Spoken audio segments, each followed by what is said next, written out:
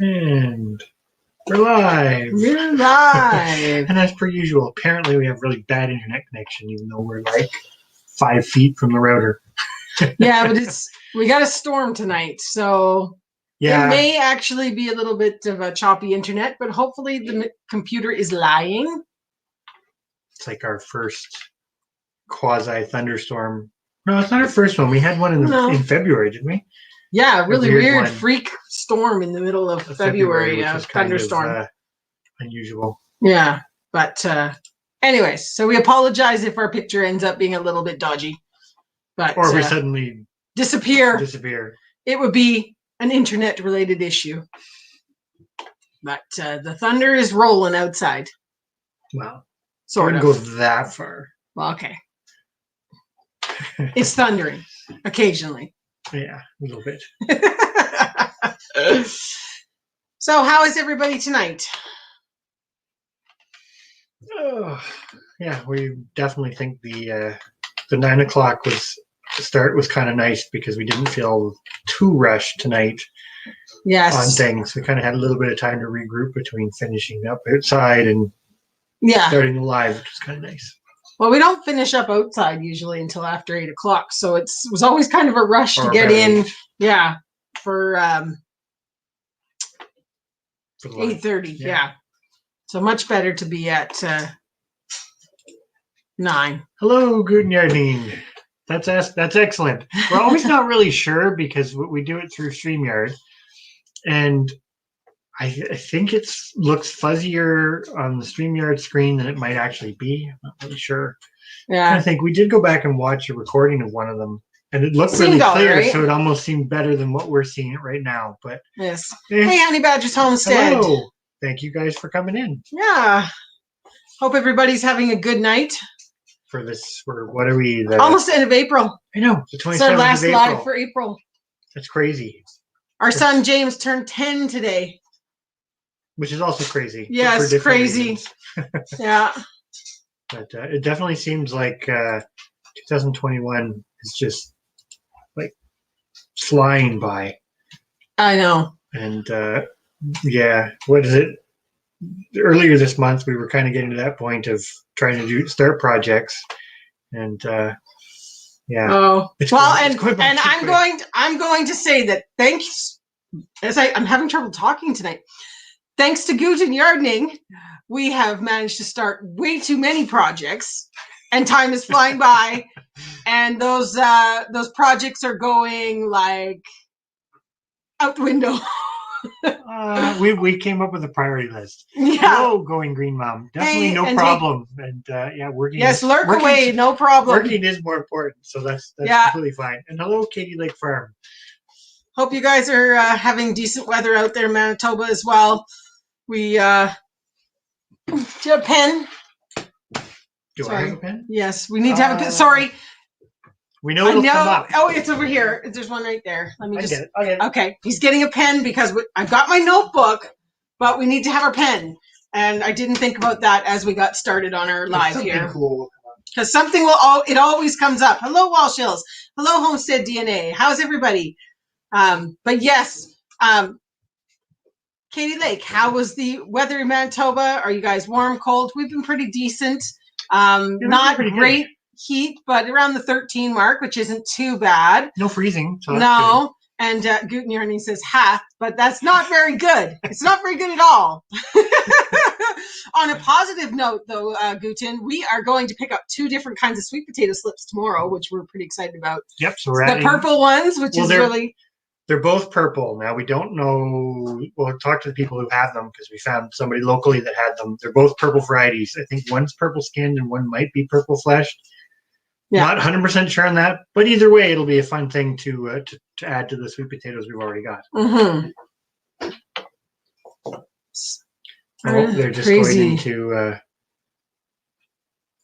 lockdown here. Yeah, we're kind of getting used to it. It doesn't seem to go away here anymore. Yeah. We've got, now I think they're even closing borders to cross-province travel. I think. I don't know. As I said last week, we kind of live in our little bubble here. I don't really watch the news because it's kind of depressing. So Yeah, we try not to. We catch little tidbits here and there, and then we scramble to go onto Google to find out what's going on, because it's like somebody said something, we're like, holy cow, we're out of the loop.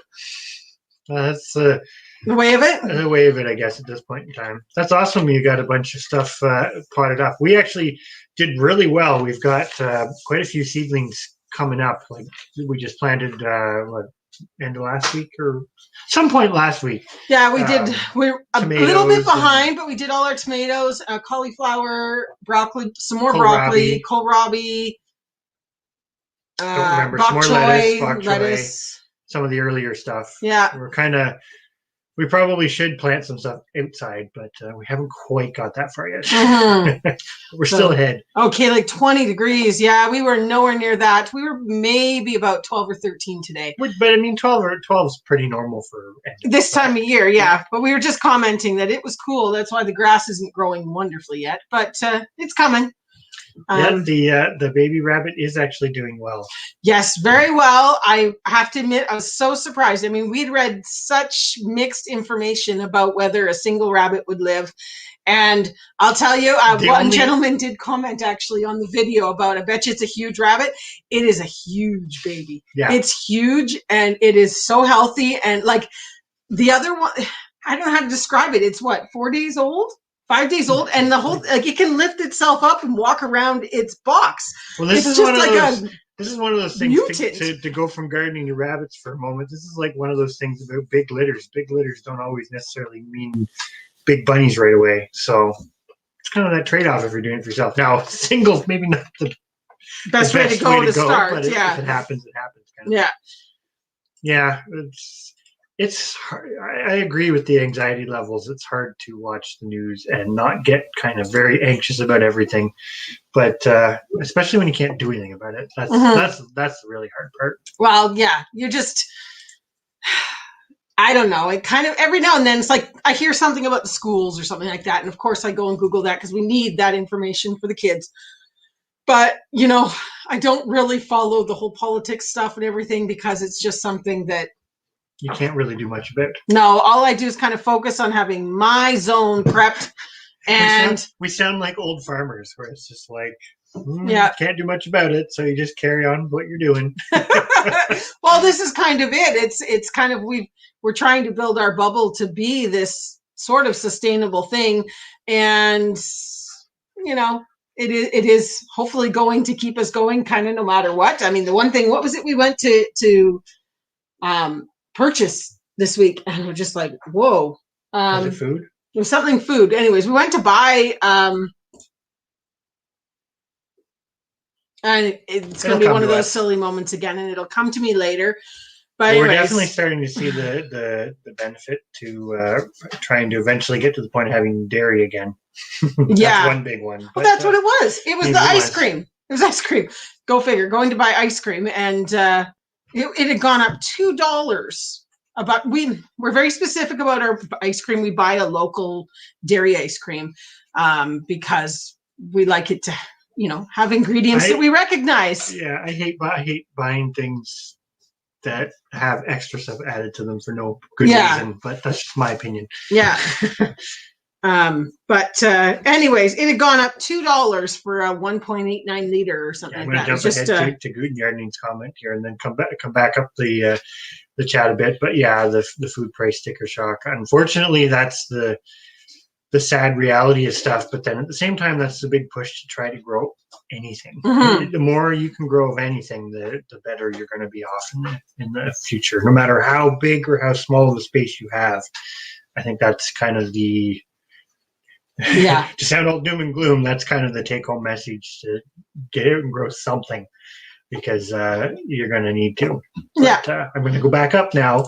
7 isn't too bad. I mean, for April, I think that's the thing too. We have to keep reminding ourselves. We keep talking this in relation to like the migratory birds. We're going, oh, it's so nice there. How come this bird's not back? How come that bird's not back? And it's like, because it's not actually time. It feels nicer than normal, but and some things are ahead and other things still aren't. It's really interesting. Sorry, I was going to go back one more second up because was it Wickershaw said something about a greenhouse? You're building a greenhouse, or a greenhouse would be great to have someday.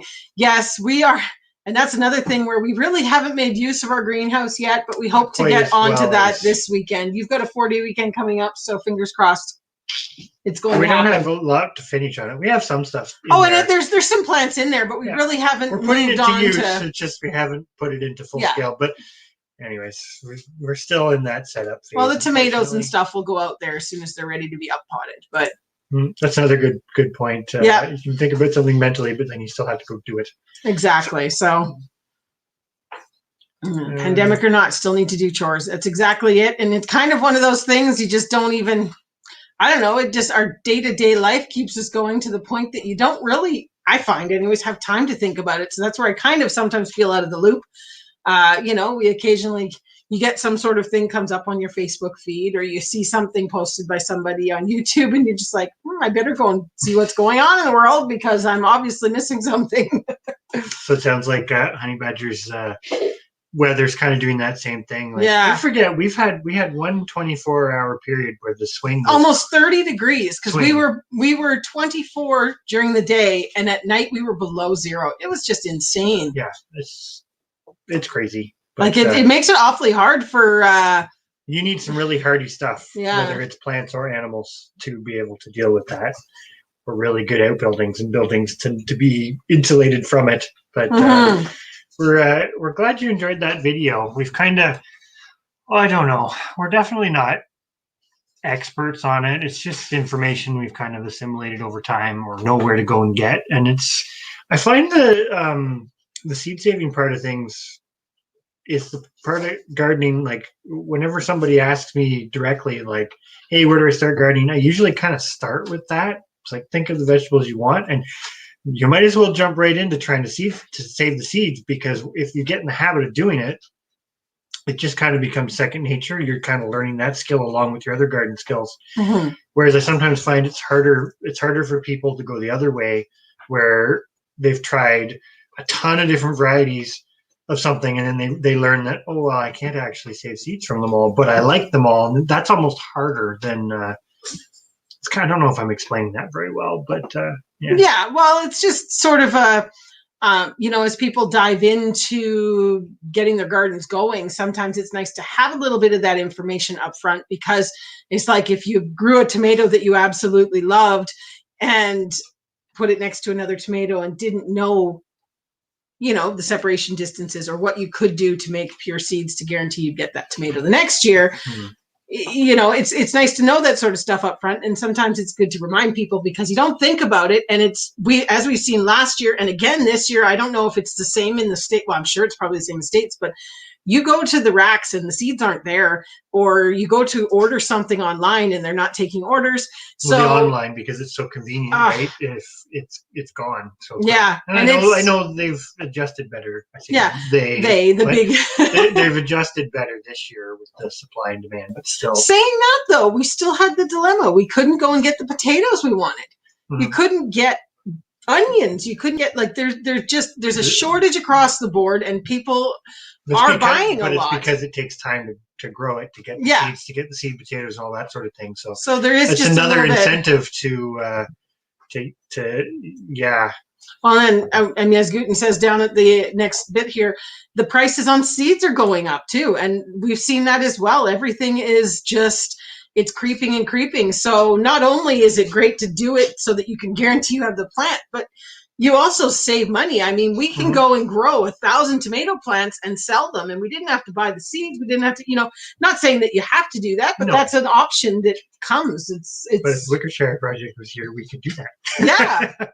Yeah. We've never gotten to that point. We're stuck in this weird area because neither of us have a history. Like, I kind of say this, and it's not across the board, but at least in our area, if you didn't grow up in an agricultural family that had the land and had some of the infrastructure and some of it's bought and paid for, that kind of thing, like it's in the family, it's very hard to start an agricultural business. Now, we're not necessarily trying to do that, but it would be nice to have things. Well, it's just to bring in a little supplementary money to come in, to, even if it's only to be reinvested in the farm. Like, that's the hopes. That's the plan. Yeah. That's the overall goal, is just sort of, it takes the edge off. I mean, Chris works a full-time job that pays the bills, but it'd be nice to have a little bit come in to kind of offset some of the outgoings of the farm. That's all. That's where it's nice to have, like, we've sold a little bit of hatching eggs. We sold, we sell some bunnies. We sell, there's little bits here and there, and it does kind of add up a little bit. So you're never doing any of it. But you're not doing it in, not doing it to the level that the big man thinks you need to pay taxes. Hello, Willow Cove Croft. I think this is a good point going back to the seed stuff, and we're jumping around as we tend to do. Yeah. But grow the stuff you can save the seeds. And I think the other thing too is to look at seed saving as another crop, because essentially those seeds are a crop that, if you really want to be sustainable, that's another crop you're getting out of your plants, which is where some things are nice and easy. It's like I say over and over and over again, and I think a lot of people do, but it's like tomatoes. Almost anybody can save tomato seeds because they don't have to be that far and they don't cross very readily. So they're like the perfect thing. And it's like I say, talking to people that we know, like not from the YouTube community, but more, we know from our lives in our part of Eastern Ontario, where they're just like, oh, I'll just go buy them, or I'll just whatever. And it's like, yeah, but why? You could, anyways. It's so easy. It is. I often say back and forth to Chris and I, we have this discussion because he's very mindset on one thing and very. Sometimes they get a little too far. I'm not saying tunnel vision, but a little bit of tunnel vision. And I always tell him, I said, yes, but there's companies that are the local small doer that sell seeds, i.e. we buy from Heritage Harvest Seeds. They're Ontario, aren't they? What's the Nova Scotia one that we buy? Anyways, there's a lot of smaller seed companies that we use, and if we didn't buy seeds, those companies wouldn't exist because that's what supports them. So it's kind of a circle that people still have to buy seeds, otherwise those companies wouldn't exist, and they're working very hard to save those heritage seeds too. Well, and that's going back to the whole notion of, it's not just heritage breeds, but nobody can do everything themselves, and you kind of, on one side of the fence, I'm saying, oh, you need to save tomato seeds and everybody can do it, and the second whatever. But at the other side of the fence, you can't do everything all yourself. So it's kind of picking those battles, I guess, is the best way to put it. Mm-hmm. There's going to be things like the ultimate, which I don't know if we'll even do a proper video on it because it'd be really short. But the ultimate has got to be corn, where it's like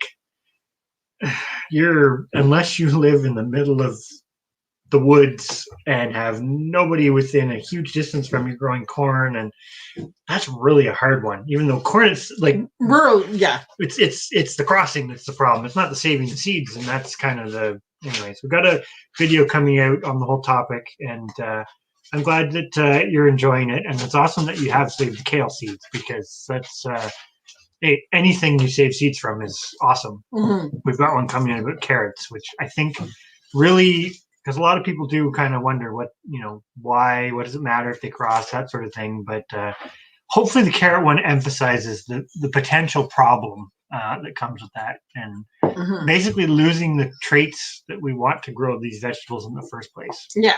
That's really the crux of it. It's not as much about preserving a given variety, like that's a factor, but it's if you like a tomato that is this color and tastes this way, that's why it's important. It's getting off on a tangent. I'm going back up to Wickershire for a moment because I'm really hoping to one day be able to make our own apple cider, the hard cider, yes, you can make apple cider very easy, but we want to make the hard cider. So we may need some of those hammocks eventually as well.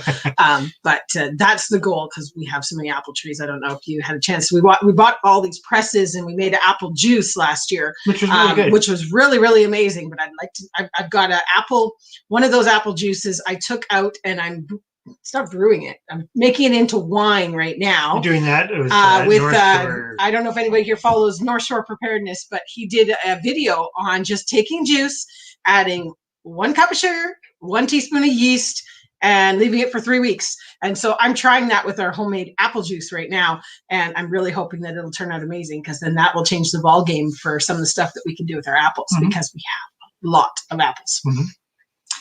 That's an interesting idea, the seed saving library. The only hard part I could see with it would be whether, like, depending where you put it and that sort of thing, because the seeds being exposed to an environment that wasn't good for them. That'd be the only downside I could. Well, as long as you were doing it, like if you were doing it at the end of your driveway, or if you had where have I seen sometimes, like, actually your library has a lobby and they would let you put a little box there, kind of like if you had an area, or your post office where people come into an area that's kind of climate controlled. That would be the only thing, so that they could do the swap and share there, rather than your seeds sitting out in the elements where they could get wet, or they could get cold, or things like that, or too hot even, because that's a big concern that a lot of people sometimes don't think about. But if your seeds sit somewhere where they get too warm, they also may expire.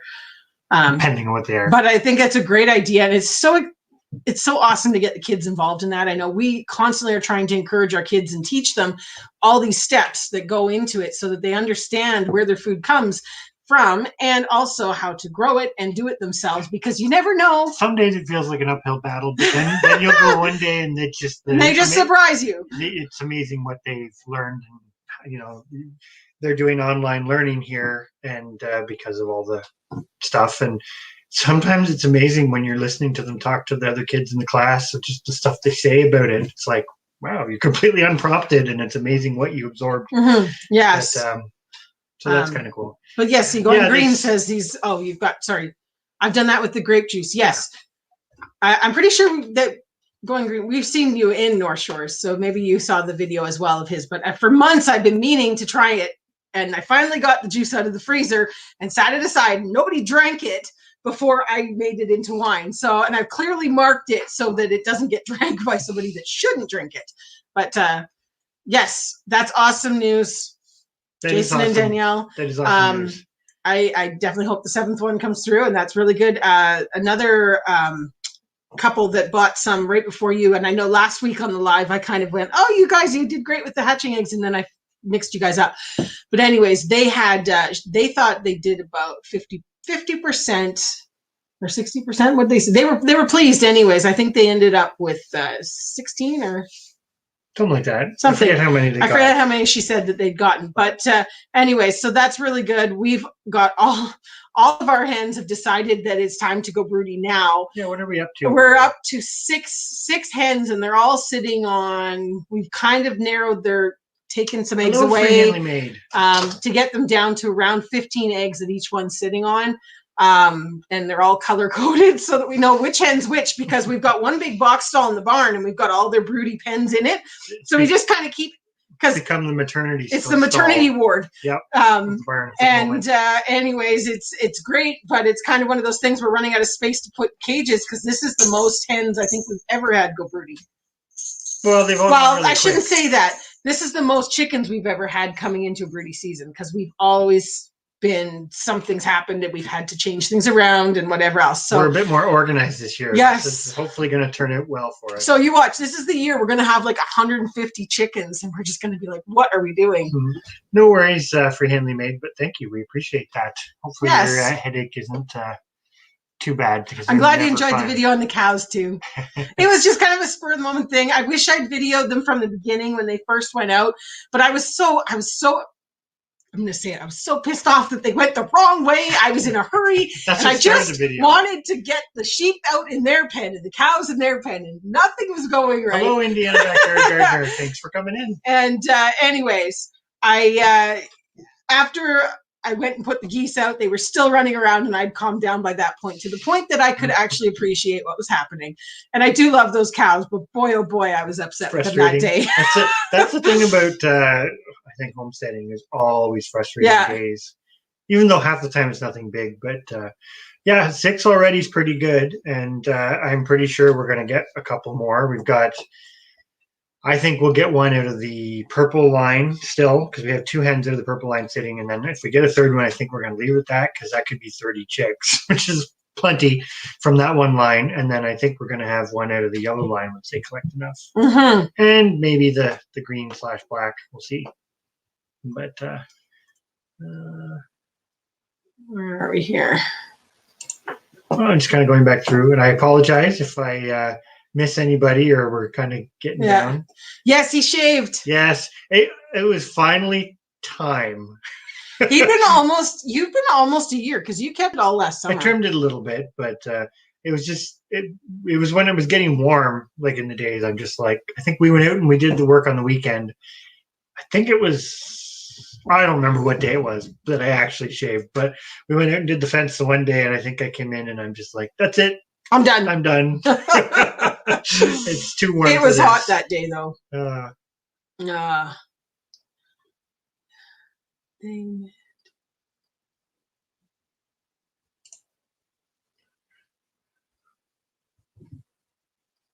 Yeah, I definitely think the hello drops. Hello, Simply Jan. Yes. We're just getting down to the end of the chat. Yeah. But I definitely think the seed saving idea is a good one. I mean, we did the Canadian Seed Challenge thing, which basically had two pieces to it. It had a seed swap, and then we're hoping, the problem is for us, we did the seed swap early, and then there's a big chunk of time in between before people really plant, but we want to see how people did with each other's seeds. And we kind of thought about opening it up a bit more. Like, it was mostly people from YouTube, not everybody, and it was Canada centric just because of logistics for this year. But it'd be kind of cool to just do that where you're just sharing seeds, because I don't know. Well, it'd be really great that way. You can share them. You can mail them. You can, there's all sorts of ways you can share them. As Amy always says, you can send them as musical instruments across the border. Yeah. But the nice part of it is, if you look at them as a crop, it's like we had I think we even talked about it in the tomato seed saving video, which I know was really long for tomatoes, but it was to illustrate a point. It's easy. But we had 2 gray sweet cherry tomatoes that we had come up out of the seeds we bought, and from those we've produced like thousands of seeds. So it's at no and way cost. More plants than we actually need. Well, and they're going to be more vigorous and all the other stuff that goes along with that. Yes, Willow Cove, it definitely feels that way at times. I have a plan. It's supposed to go smoothly, and then it just seems to never really does. No, I got smart though, because previously this week we'd done the thing about the cows. They broke the fence and we had to make it electrified. Or that was last week. Or was that last week? I don't know. It's all a blur. Anyway, so then we had a little bit of a slight episode because we went back and we were chainsawing up trees or something like that this weekend, and came back, and Danny was on the wrong side of the electric fence, stuck between the fence that she broke down and the electric. And we were just livid because we were doing all this tree cutting this is why we got cows, because fencing was going to be easy compared to goats. And there was so much benefit to the fact that we could just electric fence them and put them out. Here, that darn cow had gone right through the electric fence. She jumped it. She'd something. Anyways, there was quite the fence upset. Was still up. It was like she hadn't even touched it. She jumped over it or whatever. Anyways, so I made this whole stink and whatnot, and then we got her all back onto the right side, and I came out to hook the electric fence thingy on and realized that I'd never plugged the electric fence in. So she'd gone over a fence that probably wasn't or whatever, but the fence wasn't electrified. So anyways, so that was our error. It was human error, but now the fence has been on since, and she has not touched it. I got smart, and today when I let the cows out, I had stranded it was a dummy electric fence. It wasn't actually electrified, but I stranded the white strip across from the barn to their gate post so that they could only go the one way unless they went through the electric fence. And it worked beautifully. Again, I kind of felt like it broke their spirit because usually they bound out of the barn and they start getting all excited. And this time they came out of the barn and they saw the strand of electric fence and they just stopped, and then they slowly walked into the pen. It was like it was the worst day of their lives. Like, okay, we'll just go over here. And anyways, they're quite the characters. I have to admit, I'm becoming a cow person. Well, I think it's funny because a lot of people don't think of cows as very intelligent or personable or any of that sort of stuff. They just haven't been around them. Yeah. Or they've been around wild cows too, because that's totally different. But come back to your comment, Wickshire. Not all of the brassicas are biannual. That's one we're going to do probably in a little bit, but it sort of depends because there's multiple different species. I can't remember all of them off the top of my head, the scientific names, but hey, Chris Clevercraft. The probably the most common one is Brassica oleracea, which is like the actual cabbages, which is like broccoli, cauliflower, which those are just annuals, but then cabbages and some of the kales, not the Russian or Siberian kales, are biannuals. Kohlrabi is biannual, so it really depends. That's one of those groups you kind of have to know exactly which one you're dealing with to what characteristics it has. The cows, honestly, they are so personable, and like they have these expressive eyes that just suck you in. It's like a puppy dog. It's like having a dog. They they know how to work it, and they can play this. They're smart.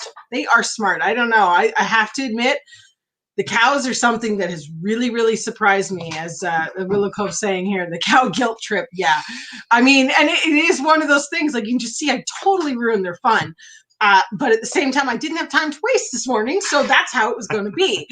But, sooner or later, as long as, they behave and go into their pen quickly, so Chris and I can focus on the job that needs to be done to get them out on pasture, then they'll be able to have all sorts of fun. But I don't know, the cow thing, if you've got the land, that's the big thing. They're hard to do if you don't have the space, which is where goats are better. From a milk perspective, but if you have the space, I don't know. They're so far for us. They're seeming a lot easier. That being said, we haven't got them to the point. Yeah. They're just heifers. We just have the 2 heifers. We still got to sort everything out, but they're still young. There may be another one coming. That's not. You're not supposed to blow things. Only 15 people know that. That's all we're gonna say. I've got a Mother's Day gift coming. I'm really excited about, but it'll be a video because I'm very excited. But yes, the cows are something like we're not planning to run a big herd, but we have a 12-acre chunk of pasture-y scrub land that realistically we don't need it for the sheep, and the cost to fence it for sheep would just be astronomical. So it doesn't make sense for us not to have cows. Well, I'm going to go to Drop's comment for a second because I definitely know what you mean about dogs, because when I had dogs, it was the same thing. But I also think that it's really funny that you accidentally put in quilting. That you had a lab that used to quilt you out of your bacon. I think that's actually funny. Oh yeah, only because we do quilting, so it would be like. But what did you just say about the? We have the 12 acres. It would be silly not to have cows. Well, actually, that was where I was going to go. Something completely different, because we were even talking about this with vegetables, and the conventional wisdom, if you look up anything agricultural, they kind of lead you towards sort of specialize in 1 or maybe 2 things and do that on a bigger scale, right? That's sort of the way a lot of things go. But you're almost, and this kind of was where livestock husbandry and heritage breeds and open pollinated plants and all of this stuff kind of converges. You're almost better with more diversity, not necessarily diversity as in like 200 kinds of tomato plants, but diversity in more species. So it's like with the cows and the sheep. We could raise more sheep, but then the more of them you have, you get into a whole nother set of problems too, right? Which is exactly, we're talking about cows.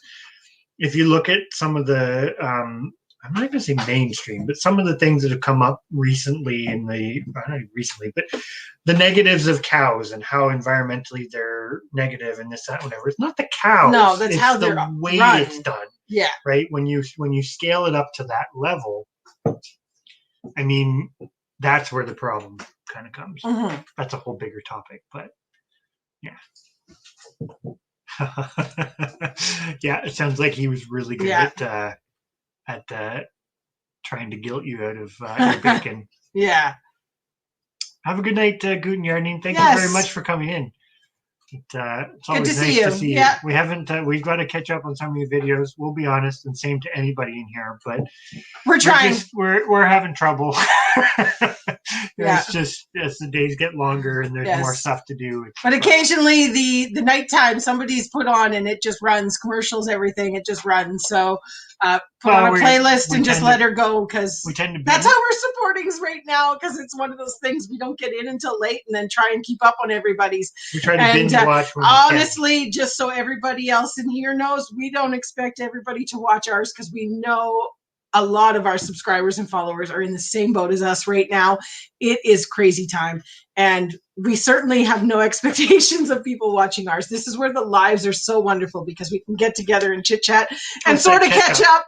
And, you know, you can tell us the best highlights of your week, and we'll tell you the best highlights of ours, because if you haven't seen and we haven't seen, we're good to go. Well, the nice part about it, the videos are always there, so that works both ways, right? Yeah, well, and that's just it. So sometimes it's nice to just be supportive by giving the watch time and just let something roll, and we catch up on what's really happening here. I think we might have seen that. That sounds familiar. Because we've watched a few real interesting ones. This is kind of going back a little bit. I've watched recently, but again, this kind of stems from me being a biologist. That usually any given species, if you have too many of it in an area, doesn't matter what it is, plant, animal, whatever, you eventually end up with problems. So that diversity and interconnectedness, to me, it's like it doesn't work to scale up on an industrial scale. That's the problem, right? And this is where we kind of go with the meat side of things, because we do consume meat. You kind of get asked the question like, hey, do you guys sell chicken? Do you sell this? And it's like, we don't, mostly because for us, scaling the chicken up to the point that we could sell it doesn't really work with our model, right? That's a bigger discussion. We're going, hey, Pete. Hello. We're going to have to definitely we'll have to come back to that though and see. I wrote it down in the notebook. Yeah, so. I think because she's mentioning too about the cows and the environment, it's perspective stuff, right? When you put I'm going to say it, when you put a couple thousand cows in a feedlot scenario and pump them full of corn, it's not the same as the low density of cows spread out, you know, on grass. So Netflix, we just got rid of Netflix. Oh, but it's probably on Netflix America, which is way better than Netflix Canada. Yeah, we don't have quite as much. We don't get a lot of the documentaries, but there is a really good it's docu.com or something like that has quite a few. Anyways, we'll Google it. I'm sure it's available somewhere on YouTube, on the World Wide Web. We'll find it.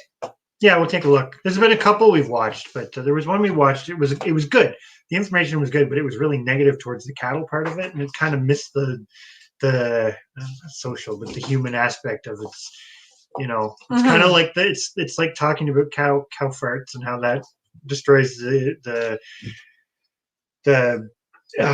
ozone or whatever. I'm sorry, I'm kind of having moments, but you know, it's kind of one of those things. Yeah, but we've just kind of replaced. You think about all the bison and all the megafauna prior to that, and you know, I don't buy it. Anyways. Now, some of the other practices that come along with it, most absolutely. But it comes down to, this could get into a really deep discussion, so I'm kind of shortening it up. But I think it really comes down to, it sounds really terrible to say, but gluttony. I mean, it comes down to people consume and waste so much more meat than whatever was consumed and wasted. Well, every product before. I mean, you take for example, I'm going to pick on McDonald's for a moment, or Burger King or whatever, but who needs to go eat a triple beef patty? I mean, that was never, we make 1 pound of meat go between all 4 of us for burgers and, you know, the family. And that's normal. I mean, my parents did that. You'd be lucky if you had a pound of meat going to a meal. Never mind a pound of meat on your burger. I think Drops has a good point. Ranching's kind of a funny one because it's so extensive, but I'm going to say it this way. It's not going to go down without a fight. Just leave it at that. It's got some supporters in high places. That's the problem. Mm-hmm. Oh, and it's crazy. It's just how what's the show on Netflix Rotten? And I know it's probably terrible to get sucked into that show, but boy, did we enjoy some of those episodes. It was very interesting and an eye opener. And I know it was more American oriented, but I think a lot of it still applied here in some scale. But it was a good one. There was like the honey thing and the garlic. Like the garlic was like, really? That's crazy. Yeah. And the avocado thing down Yeah, Brazil, well, but that had nothing to do with how they grow it. That was that was a social thing. But, that social side, but there's so many aspects of it that were just like eye openers on how people. But it is true, because it doesn't matter whether you're growing vegetables, whether you're growing animals. It doesn't matter what it is. Silviculture, like in Ontario, and I'm not going to speak negatively of it because it's a lot of learning, but it's the way forestry used to be done, with huge blocks of monocultures at spacings which would sort of optimize the timber production, is terrible actually in the long run, because in practice, unless you perpetually maintain it, it doesn't work. Is the short answer. You get huge outbreaks of things like spruce budworm and all this other thing, and then that's where the interconnectedness comes in too, because you have your footprint of the things that humans need to do to keep ourselves going, but there's so many other organisms, like that spruce budworm example, right? There are songbirds that are vital to the paper or the wood industry in Ontario, because without the songbirds, there's no control for the pests whatsoever. And which means death. And it's actually more economical. Like the forestry industry has actually figured this out. It's more economical to have the migratory birds and promote that through some forestry planning than it is to spray. So there's an industry that, even though there's some other issues there too, actually made the scientific connection of, hey, wait a minute, maybe we have this wrong. Hey, Chris Haynes. But yeah, fish and seafood is a tough one too, because there's always that notion that there's so much more. But I go back to this from aquaculture, because I'm intrigued by it, and I know Jandera from Through the Shed Wars. I like her stuff that she's portrayed. I know others do it too, but because it's a neat system. But then at the same time, it takes so long to raise a fish, even a fast-growing fish. It takes them so long to get to the point that they're edible by a human. And then you think about that in terms of wild fish. And yeah, it's a bit mind-boggling. Just a cleaner, better America. Well, I don't know about that. I don't know. Again, that's such a hard one to even comment on, because it's not. It's different. It's just different. We'll leave it at that. Yeah. It's just different. Everything is usually, there isn't really a good or a bad. This is my philosophy. There isn't really a good or a bad. There's just different levels of differentness between things, and some things are better than others. I shouldn't say there isn't a good and a bad, but it's not like there isn't a them making things bad. It's not the reality of things. It's slow progression of things over time. A lot of different things built on layers and layers and layers of understanding, and this is where you get to. But that's getting too deep. Let's reel it back a little bit, not to use a pun from the seafood, because I do agree. I enjoy seafood too. You don't as much, but it does make you think sometimes, and that's where it's still kind of footprint thing, right? If you're, I always kind of looked at it. You can't do everything yourself, no matter how far you want to go down the rabbit hole. Of homesteading, you really can't, and be completely independent, etc., because it's a lot of work. And this is where it all comes around full circle to the niceness. I don't know if that's proper terminology, but of the community that we're all building up here, whether it's more your local community or the big, we've got people from all over here. We're not just Canadians. We're, there's people from everywhere, and it's nice to kind of build that, because if nothing else, you have I'm going to say it, a mental support system, because I don't know how many times we've talked to people we know and they think we're absolutely loony. And then you meet people. Why would you do that when you could go do this? And, why would you work that hard? Why would you saving tomato seeds when you can just buy them every year? It is definitely, thanks for coming in, Jan. Hey, Crucy. Hey, Jane. But yeah, it's just kind of one of those, things.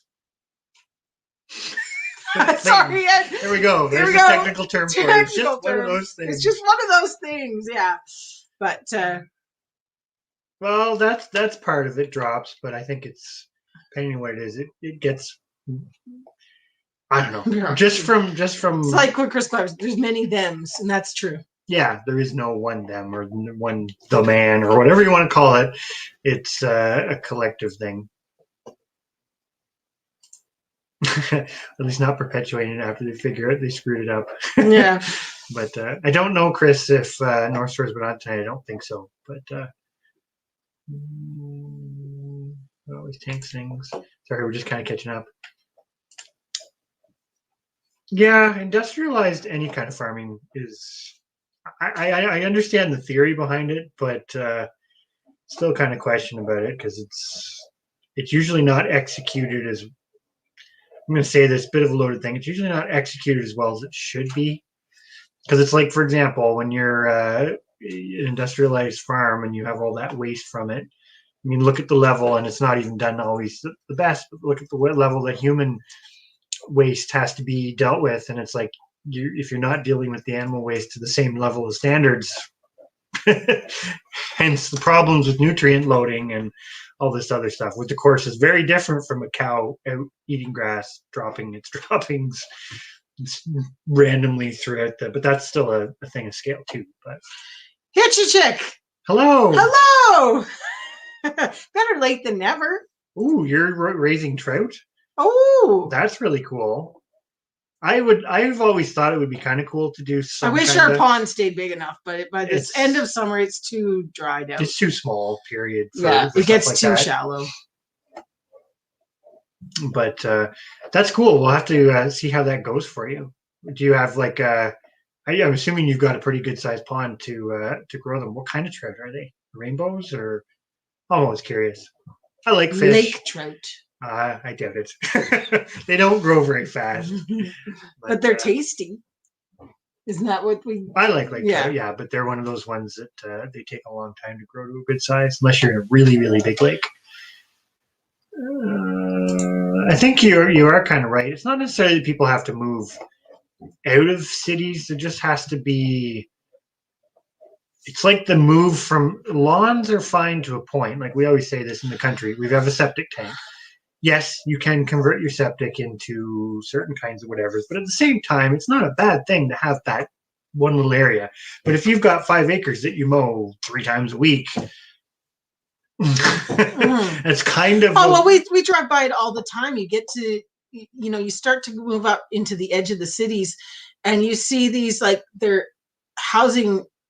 massive houses on 4 acres, and all they do is mow their grass. They have somebody professionally come in and mow the grass, or they do it themselves, or as a hobby to cut your grass. But it's just like, and grass is still good. Grass is still green space, so it's still environmentally helpful. But when it comes to that fact of being able to feed the world, you can't eat the grass. As to what a lot of people say. There's even a great Canadian channel called You Can't Eat Grass. So if you happen to, you can eat the grass, but you're not going to get much well in the long term. If you're going to have grass, you might as well have a cow.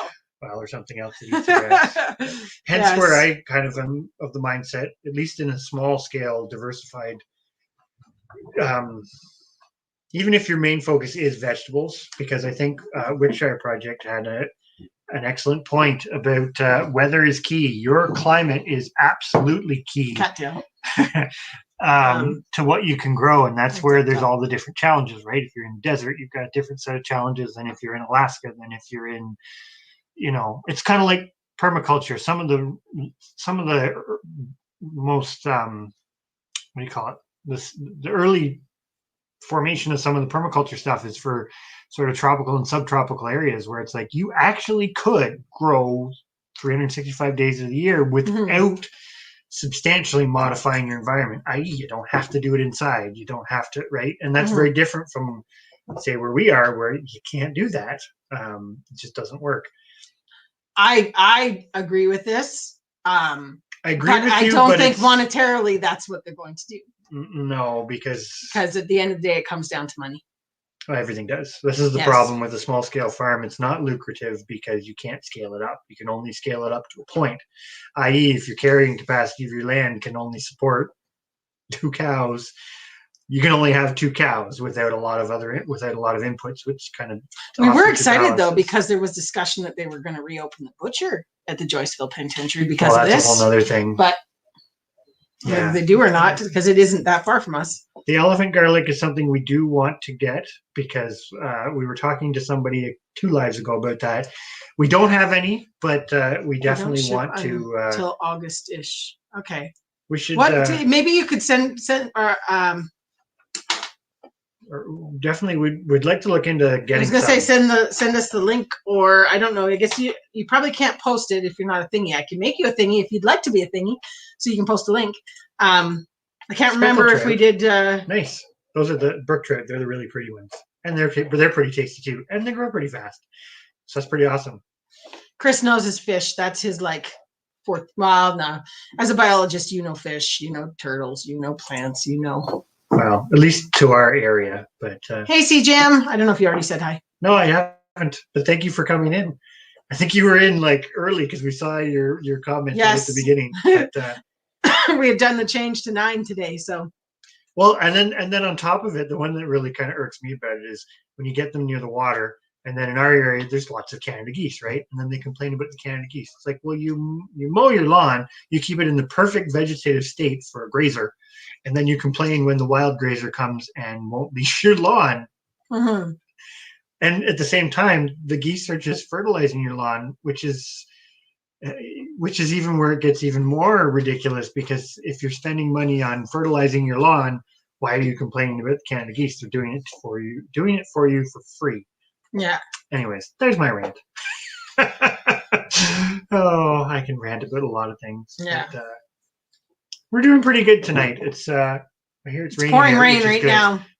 We do need it because it's been a pretty dry. Well, we took some of our big spring. buckets and pots out of the greenhouse because they were drying out with some of our kale and things. So we said it looked like it was going to rain, so we put them out. So hopefully it doesn't rain too much. Yeah, it'll be all right. It's pretty dry, but yeah, our garlic's doing really good actually. We've finally thwarted the chickens. We have another video coming out tomorrow. We had to we built the fence. The fence didn't work, so we resorted to Plan B, and Plan B was not eat all the chickens.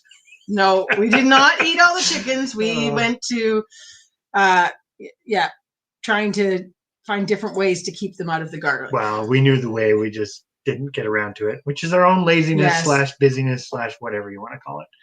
But it's done now. Oh, I hear thunder. I can.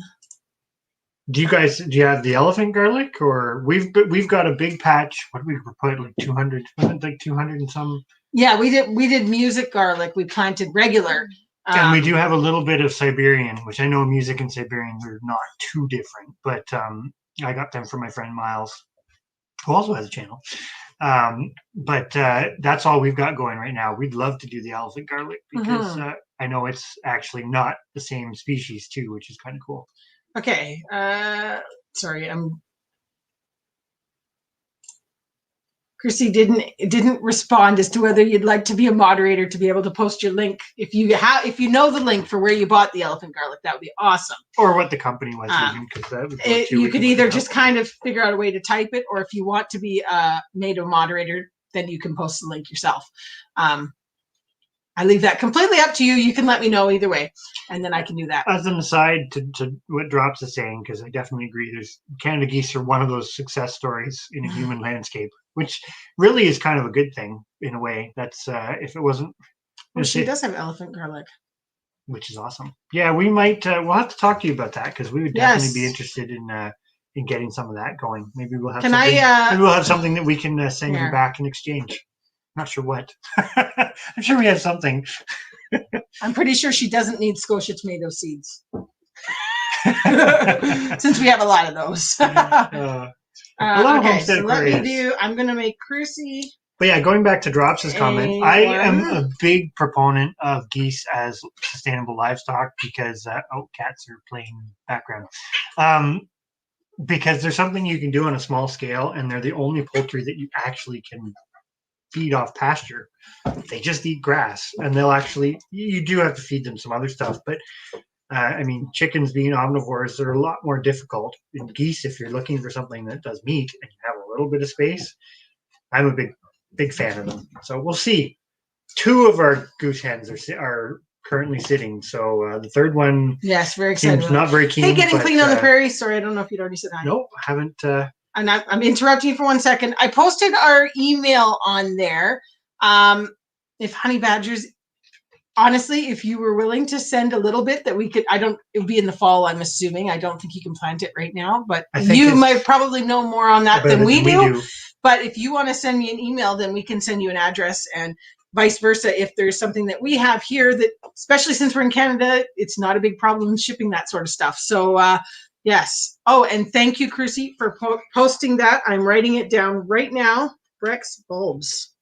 Never even heard of them. That might be worth checking out. We will have to check them out. Brex. This is cool. Like, we like sharing stuff with others, and I kind of always go back to, I think every live I say the same thing. I love the Canadian community that we've got, because we are in a different country. So from some other people that follow us, absolutely not a negative, but there is that aspect to it. But then I still love everybody else, because it's like I say, I love following some of the Australian channels that are in Shed Wars and stuff, because I don't know. I think I was in there, one of their lives that Darren had, and Homestead Aquarius was in there, and I thought it was an amazing live, because it was like a group of people that got it.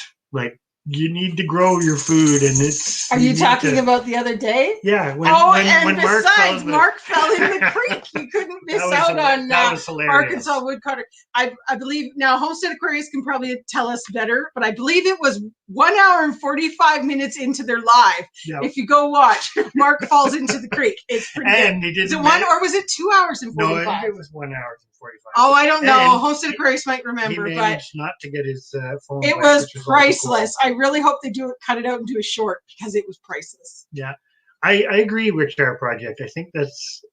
I think, for lack of a better way to put it, growing food and learning a bit more about your local natural environment are important, because, like you said in the last comment, one of the comments you said this live about your weather and your climate affects it.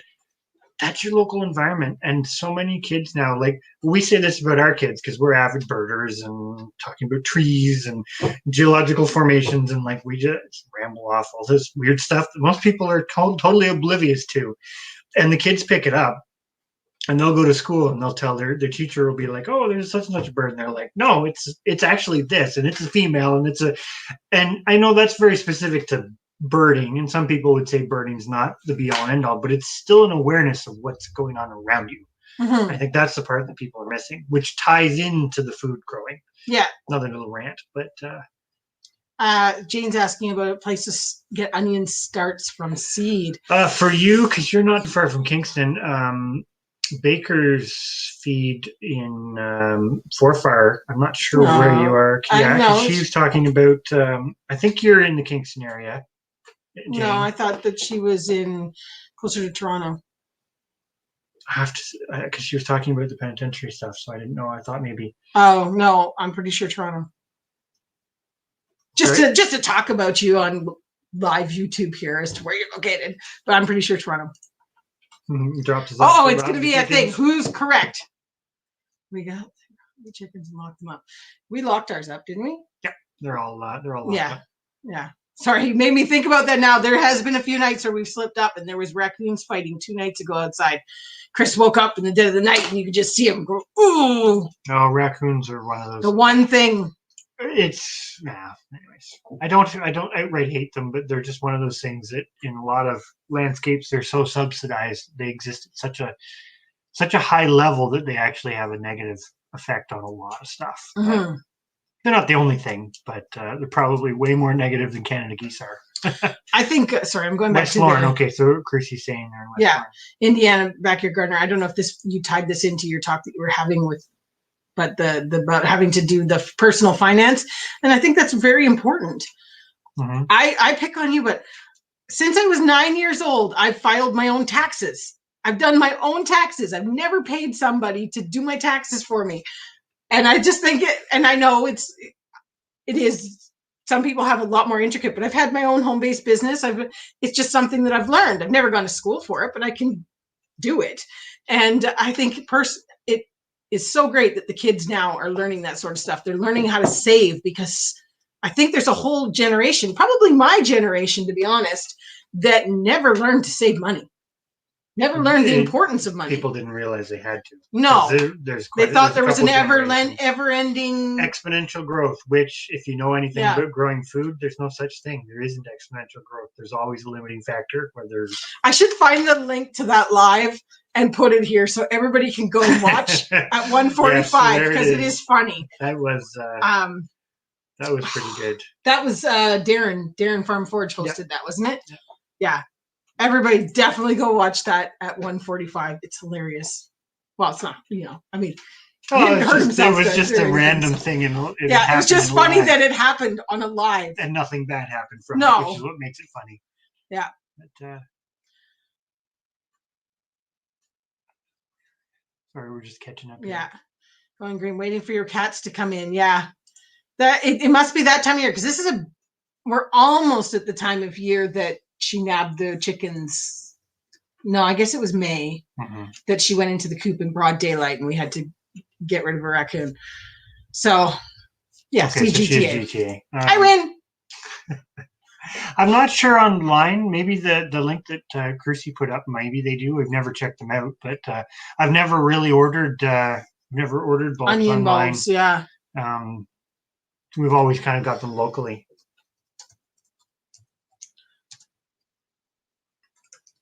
This is the thing you say about the taxes. I'm not the best with math, but that's all right. But yeah, I don't know. I think going back to the school stuff, if you learning about your local environment is important, and learning that realistically you can't have exponential growth. And I think that's going back to the agriculture stuff and the bigger agriculture. It's all based on that, right? That's why the family farm, the small diversified farm, is quote unquote economically unviable, because you cannot have perpetual growth. That entity can't get bigger than what the land and the people that live there can support. Until you switch to a more industrialized farming method, in which case then you can, because you're using other energy and other inputs to build that perpetual growth, hence the perpetual debt cycle. But started something with the taxes. And there's nothing wrong, because it's no different than what we said about not everybody's going to save seeds. And if everybody saved seeds, then there'd be a lot of people unemployed in the world that save seeds now. So there is definitely that cycle that goes around. But I do think in schools it is so important to teach kids all this sort of stuff, because it is something that the majority of the young people now don't understand at all. Like so much has changed in our world in 100 years. Like I look at my grandparents and what they have gone through and what changes have been made and how different life is. And I can't even imagine having that mental, like, knowing this is what life was like. So you have to know all these things, because what if life goes back to that? You need to be able to do these basic skills. It is a fact of life, I guess. It's like cooking. I mean, do they even have home ec anymore in school?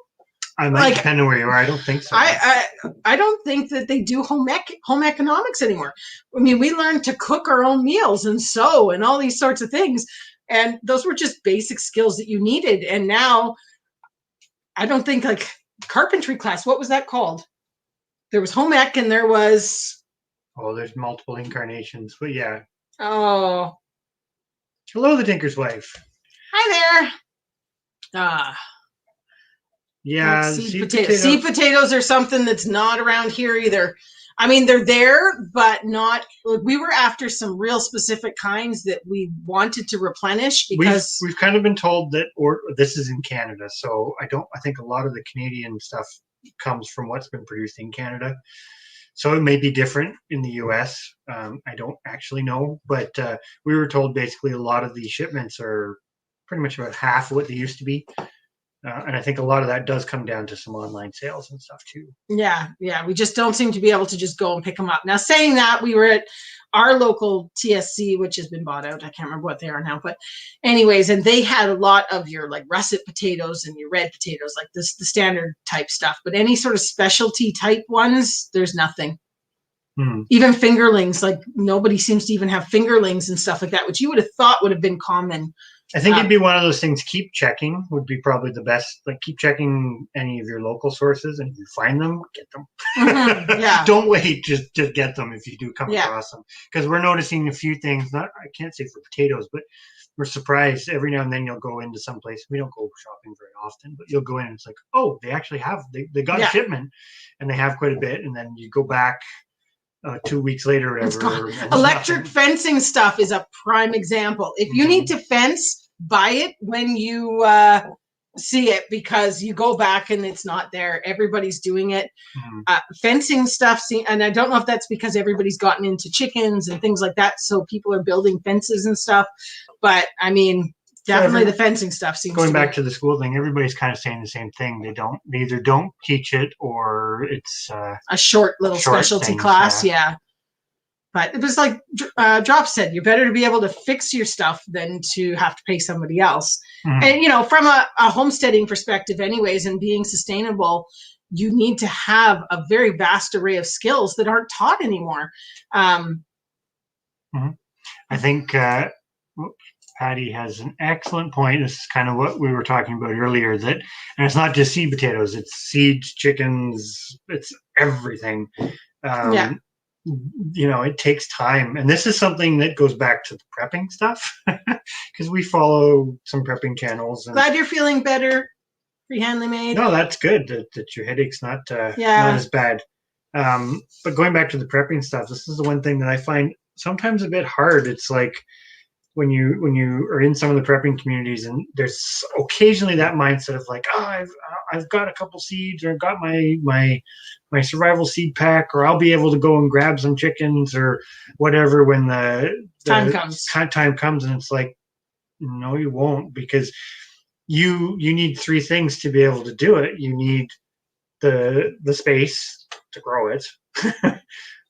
You need the actual physical resource, which I guess kind of go hand in hand, and you need the knowledge, like to think you're going to come out the other side of whatever, having never done these things and be successful. I mean, all you have to do is look back in history to pioneers in any shape or form. It doesn't just have to be North American pioneers. When people moved into new places, they didn't always do very well for those exact reasons. Either you didn't have enough resources going in, you didn't have the right land, etc., or you didn't have the skill set to be able to make it work. Honey Badger's got it. It was industrial arts. Thank you. Oh, it was bugging me not being able to remember what it was, home ec or industrial arts. That's what you had to. Anyway, sorry. Totally going back. That's something we even find around here, actually, going back to Wickshire project, comment about 4-H.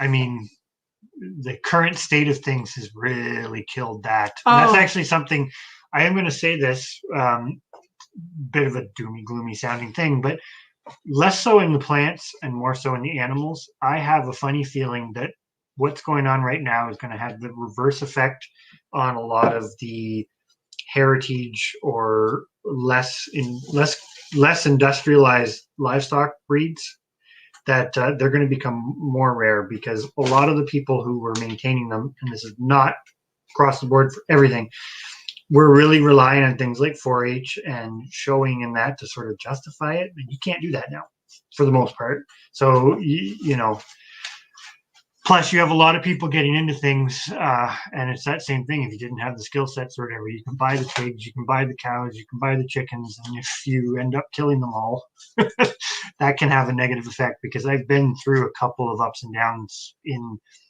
similar, I'm going to call them movements into growing your own food. I don't know if Chris Clevercraft's still in here, but good night. Sorry, we missed it. Behind. Yes, I hope that you were, and thank you so much for coming in.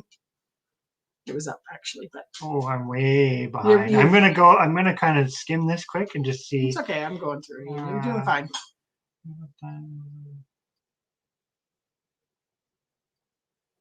You don't really fancy college, but wants to do a trade. Yeah. Well, trades are definitely a good thing. There's absolutely nothing wrong with trades. It's still it's kind of one of those things. There's nothing wrong with any kind of education per se. Well, or you're laughing at the cat. There's nothing wrong with any kind of education, but you really have to think, like what I went into, for example. I was kind of told, oh, you'll never find a job, this, that, and whatever. But if you're the more interested you are in something that you're going to specialize in, probably the more successful you're going to be. And for those people who are quite I don't know, invested in it, then they usually do really well. But it's the people who aren't, that are just looking at it like, oh, I go to school, I get a diploma, I make X number of figures. And I'm not going to say you're not working at it, but you're really not super invested in it, then you may not do as well. But sorry, I'm reading along with you here, trying to get caught up. Well, that's good that you at least were. Somebody had it. Yeah, that's hard when something's free. And what we saw, you don't have anywhere to put it, or you don't know how to get it home. Hello, Caitlin's Family Farmstead.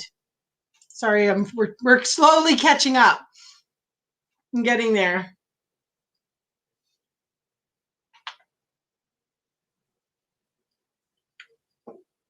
Welding is definitely a handy skill. Like, there's a lot of things where we could really use. I mean, we have to call on your dad at some point, because there's a few things around here that we could really use a welder for. Well, and that's kind of going back to that same thing. I am going to say it. I don't think any one person can really truly be a jack of all trades. There's always something that you don't know or you're not exceptionally good at. Now, can you get by? Yes, but it's okay. That's where the community and whatnot comes in, because you're going to need other people's help at some point.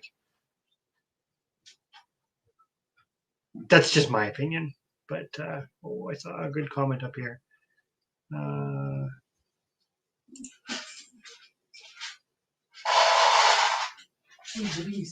back to, this is something that we found because we put the kids into what was Clover Buds, and the people who were doing it, they did a good job, but it's lost its momentum because people, I don't know, they don't get it. Actually, I think there was a comment, Troll Forge, which is another Canadian channel, made a comment on one of our videos about like old time knowledge, and it's just not a lot of people have it on when it comes to livestock, and that's unfortunately the part that doesn't get passed on, because it's not in books, and it's like using broody hens. There's no books on it. Well, I shouldn't say that. There's very few books on it. What does everybody tell you? Use an incubator. Mm-hmm. So before incubators were invented, how did everybody do it? It's like a case in point, right? And there are some funny little things to it, but it's just a silly example. But that's good that it's still quite prevalent in your area, honey badger.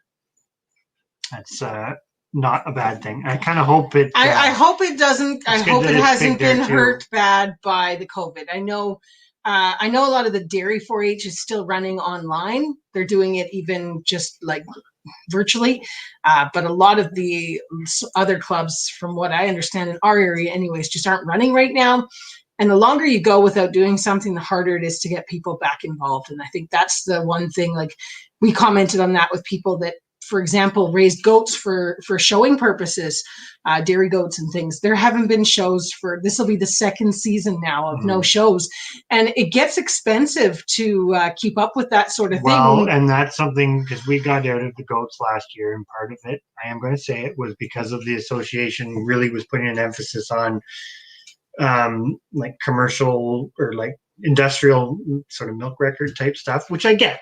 I totally get that, because that's one part of it, and the other was show, and they had skewed their values, is my opinion, away from trying to help and support the smaller grower, which really, when you look at the list of breeds that was under the umbrella organization, it was totally killing some of them. It still is, and when you take the showing out of it, those breeds are probably gone, and anything that they have to offer, if people stop doing it, or the animals go to butcher or whatever, you don't get it back. So it's sad when organizations go that way too. But I'm gonna go to Tinkerer's wife's comment here, and I think I'm not necessarily.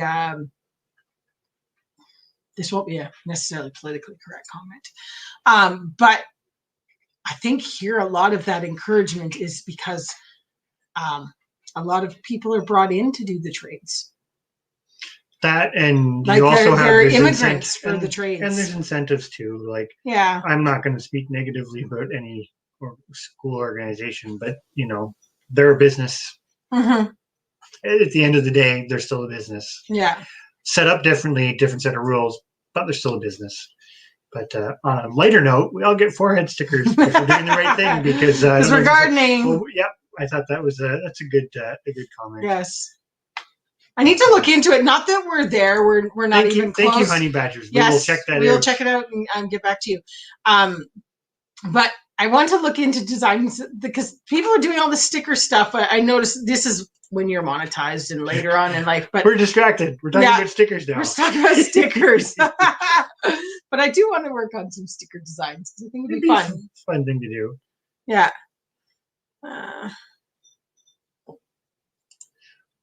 Yeah, I think this is going back to what I was saying, but you can't do everything. You can't. No. You can do a lot, but you can't do everything. And that's okay. I think that's one thing that I'm going to say homesteaders need to recognize and come to terms with and be okay with, because I can say this even from my perspective. It's like, I would love to do it all. Bees, turkeys, ducks, chickens, geese, goats, like huge gardens, all of it. I can't.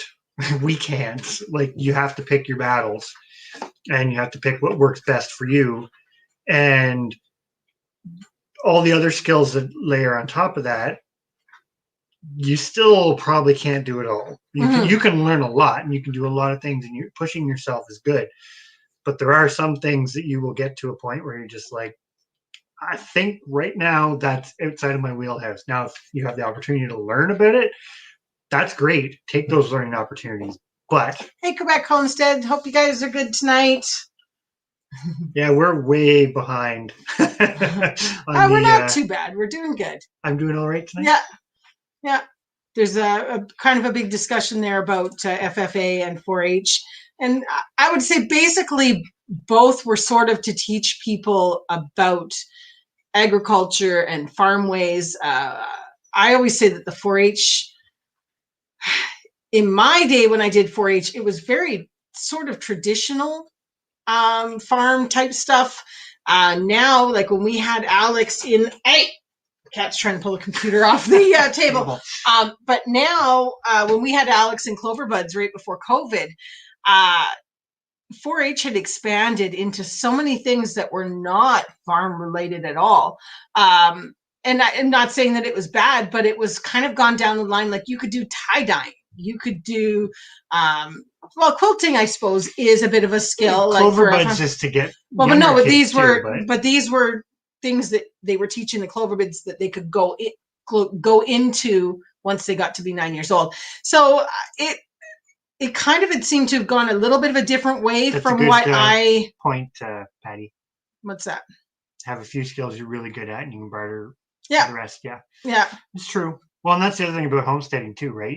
Everything is a resource. So even though some of us might look at some of our animals and whatnot as kind of, it's the hobbies, they're kind of like farm pets or productive pets. At the end of the day, they still have their resource value too. So that's kind of going back to the diversity. If you've got an abundance of whatever, if you can barter it, that's awesome. Unfortunately, it sometimes feels like we're kind of going the other way. But it'll probably come back. Hope you're having a good night. Yeah, thanks for coming in. No, it just came in. Oh, I thought you meant. Yeah, I said thanks for coming in. Got it. We're good. It's one of those. Anyways, it's good conversation, and it's an interesting thing to look at just what. Well, and you have the other part too of a lot of the times, like 4-H is something I was never really involved in too much, but you were more. You also have that local knowledge, or that knowledge that's in the people that put it on, right? Because if they're, I'm going to say it this way, if they're older and they've been doing it for a while, they have a whole set of knowledge in their head that, like I say, isn't written down anywhere. And you do lose that, and then you're reinventing the wheel, and history repeats itself. Losing some of that knowledge and then having to start over again doesn't usually work out too well for anybody or group of people. We'll just leave it at that. Winters. Yeah, we do the same. We're when we go on people's lives, we tend to like. This is where we kind of feel bad sometimes because we don't get around to everybody's because of what we got going on and all the rest. But we tend to like, okay, we're in this one. We occasionally we'll split, divide, and conquer, and Steph will go into one, and I'll go into another one. But it's hard. Yeah. Well, and it's kind of one of those things we often find we get really involved into what is being discussed, and then you end up missing something. So yeah, it's definitely, this is like what we'd said earlier in the program, so to speak. But we don't expect people to sit and watch our stuff all the time. We know everybody is busy. All we do is kind of we keep producing, and when you get a chance to catch up and check in, great. And if not, that's what we do here, is catching up with everybody, and it's a great way to do it. And it's fun, and it's informative, and we all learn something, including us. Yeah. Oh gosh. Single live. I mean, we have filled a notebook with so much stuff out of our lives, and I think it's so great. That's good, though, Indiana Backyard Gardener, that they provided a lot of the traditional skills. Yeah. Did include the animal help husband. for the making the decision for like post-secondary that sort of thing. But then also, as Patty says, it's those traditional skills. That's the part too that you risk. There's the risk of losing the varieties of plants and the breeds of animals and that sort of stuff. But there's also great risk of losing all that traditional skill and knowledge too, right? Mm-hmm. Yeah. There's always I'm kind of of the opinion that when you're not trying to do the industrial scale and feed into a commodity market, there's a lot to be said for those skills because they're pretty invaluable. Well, and the thing about it is having an array of skills is great because you never know when you're going to need them. You might have a few that you're really honed in on and are exceptional at, but it's still great to have the other ones too. This is one thing, actually, Patty brings up the point about the goat meat. So we had never processed, when we made the decision to sell the goats, part of it was because of the abattoir stuff, because it was pretty expensive for the amount you got back to get them processed, even more so than sheep. Mm-hmm. It isn't very saleable in our area. Doesn't mean that there aren't people that want it, but it's not very saleable.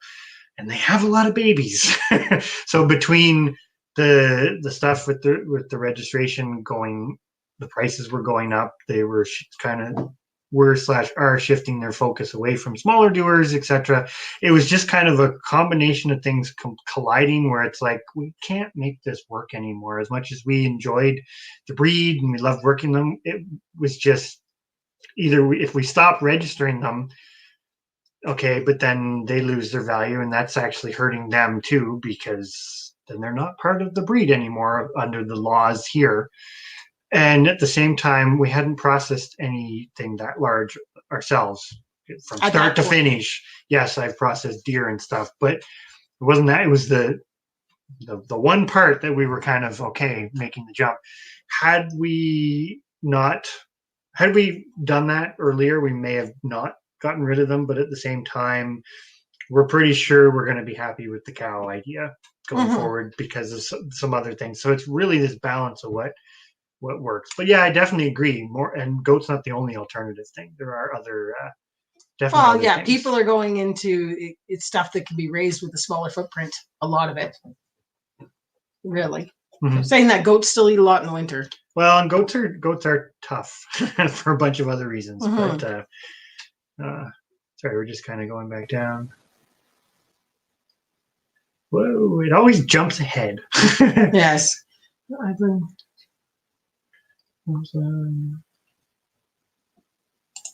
That is one thing. You've got a really good point there too. The knowledge is there, but it's not easy to get.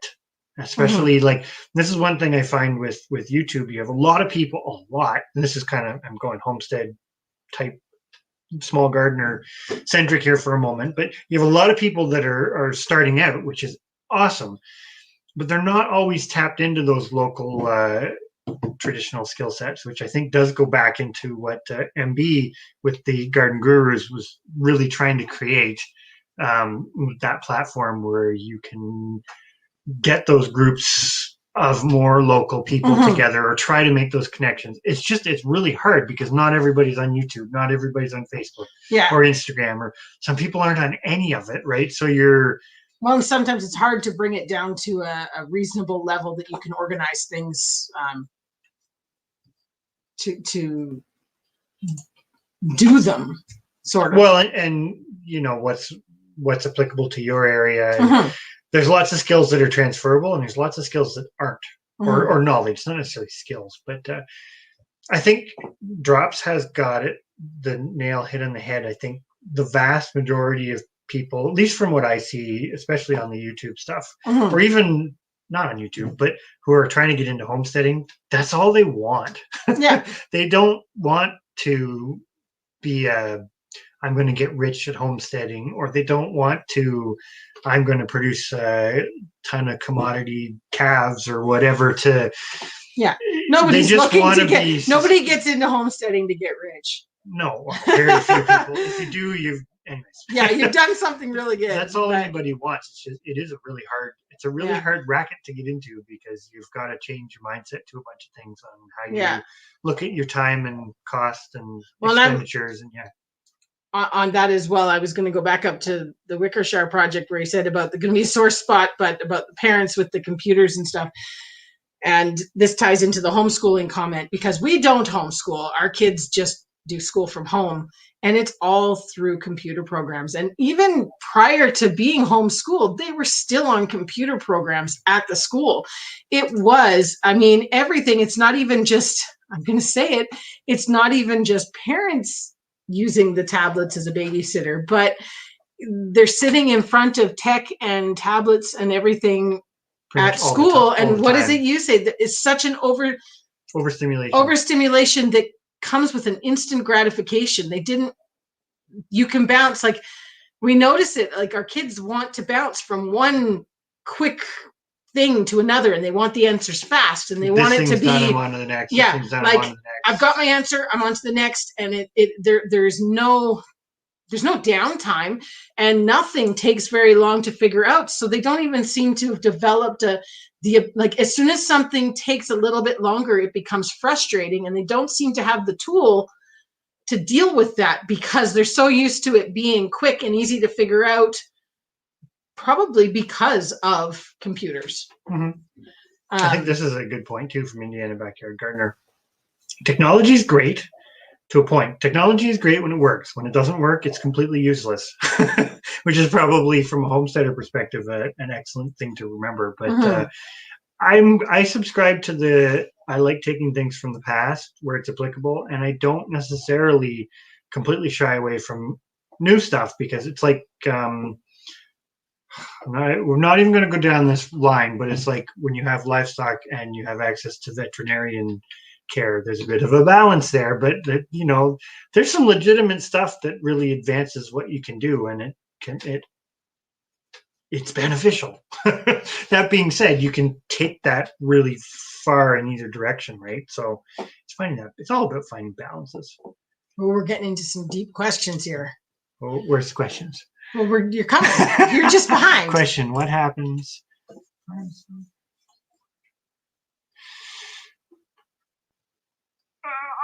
I often think about this in the terms of, you do have backup generators and stuff and all that sort of thing too. But even just to go a little bit simpler, it's like, look at a chicken farm where it's all indoors, climate controlled. It has to be climate controlled. The climate goes out. What happens to the chickens? They all expire.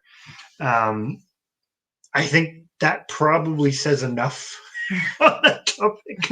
You've got the perfect recipe. Now that's only one little piece of a much bigger. And I'm going to take this comment and go directly down a prepper line without being direct, because prepping, even though Chris and I do view us as preppers, and we do prep, and we are, our plan is to bug out at home. We're not planning to leave, but the big thing from that comment that I say, what happens is they're coming to the country.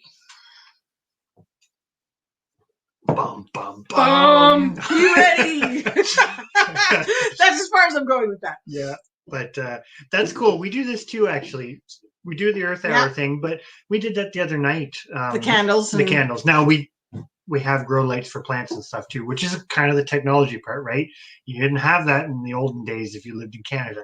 We can do that now. Why would you shy away from that? Just saying.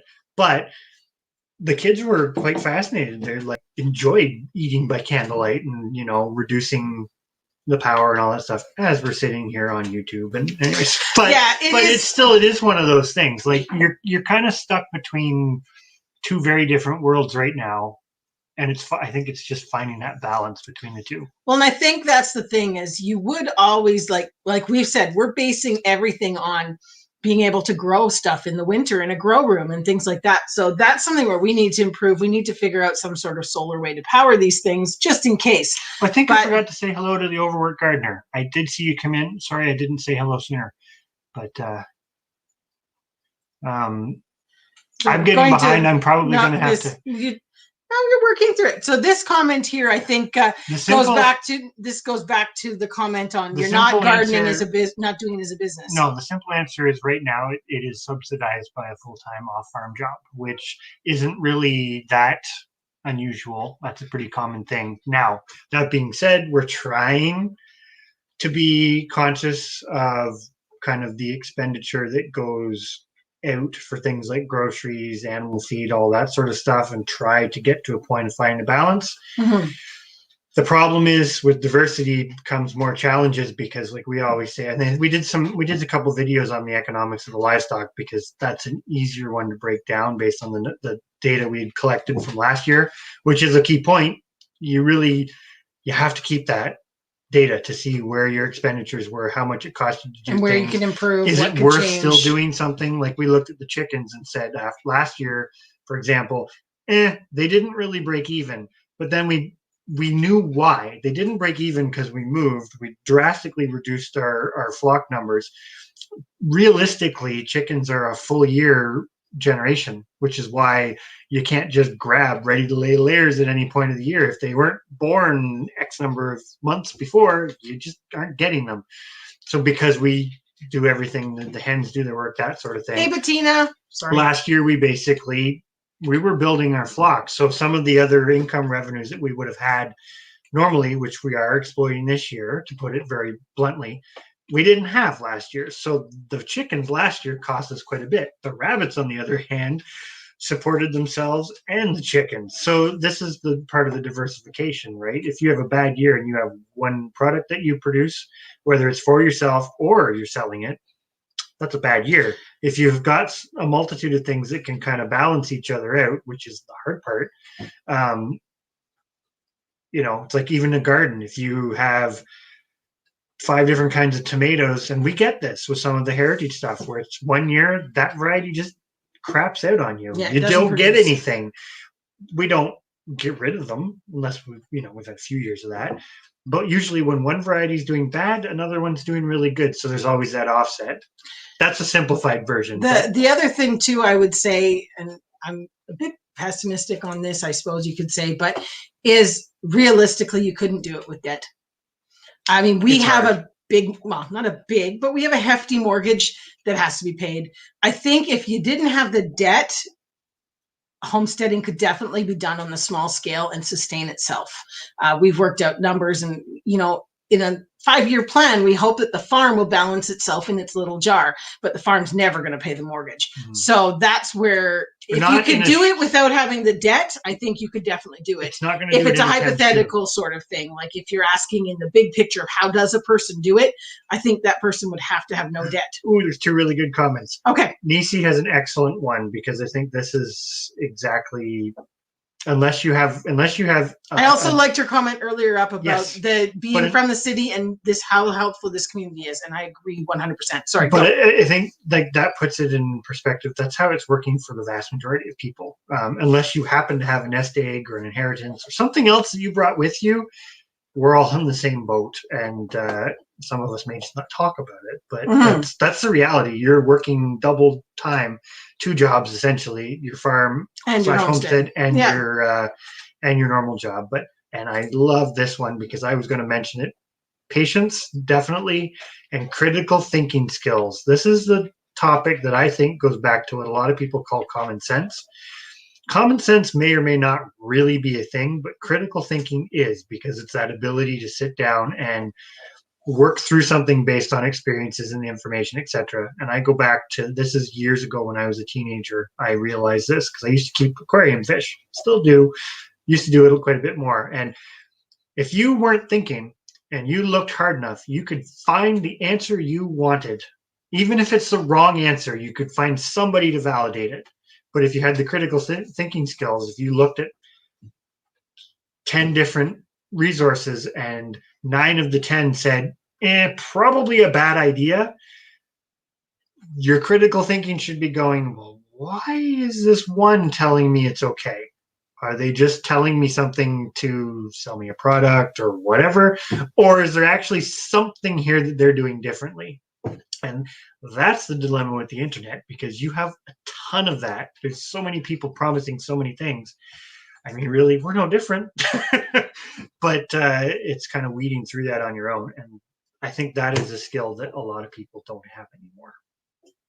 And I saw a comment, the t-shirt one, I thought that was a good one too.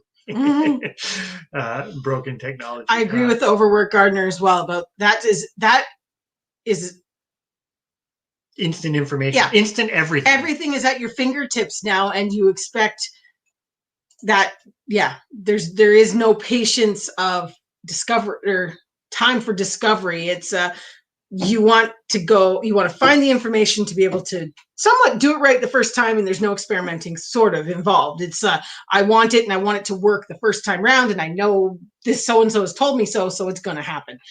And that's, I think Homestead Aquarius has another really good point there, but they're legislating and trying to solve problems, find solutions now, and they're often very short-sighted. I'll probably just leave it at that, because not really wanting to get into political discussion. It's more just the facts of, how long-term are some of these solutions, to put it bluntly. Drops, you're so prepped up and ready. We need to get better at this with having a bit of off-grid power, things like that. Just a few things to help the system. I'm moving ahead a little bit so that you can move ahead, because we're way behind. As always.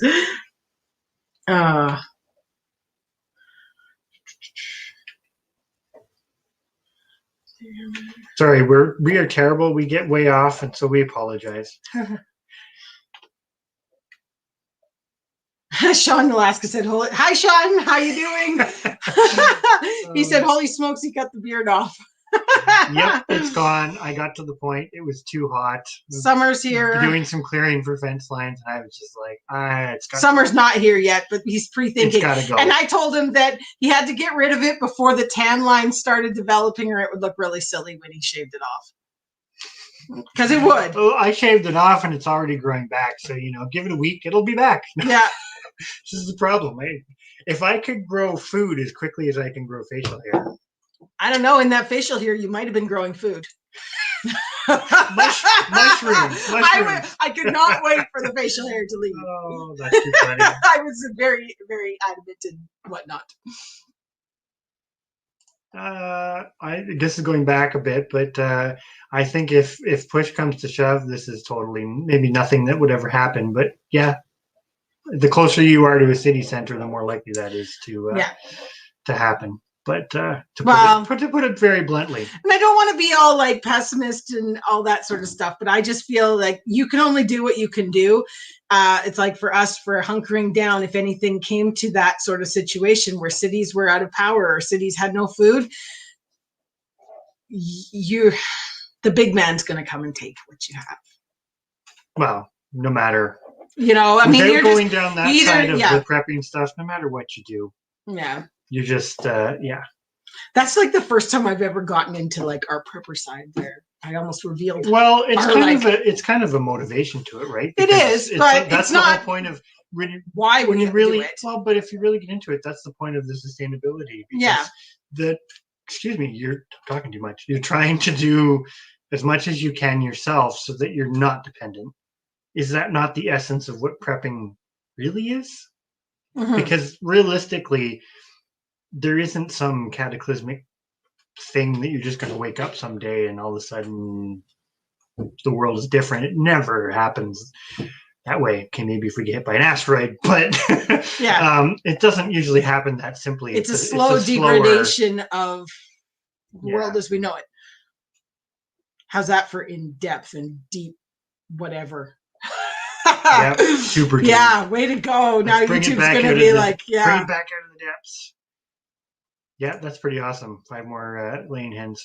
We always joke about it because every time I see barred rocks, I'm like, oh, I really like barred rocks. And it's like, oh, we could have more chickens. But then it kind of comes back to how many chickens do we have? You want me to add that up quickly? Sure, just the adult ones. Okay, hang on. And yes, Tinker's wife. 26. That's a great point. You've got to have diverse, which can include YouTube. You've got to have diverse income streams to help support a homestead. Don't put all your eggs in one basket, so to speak. I think we have 34.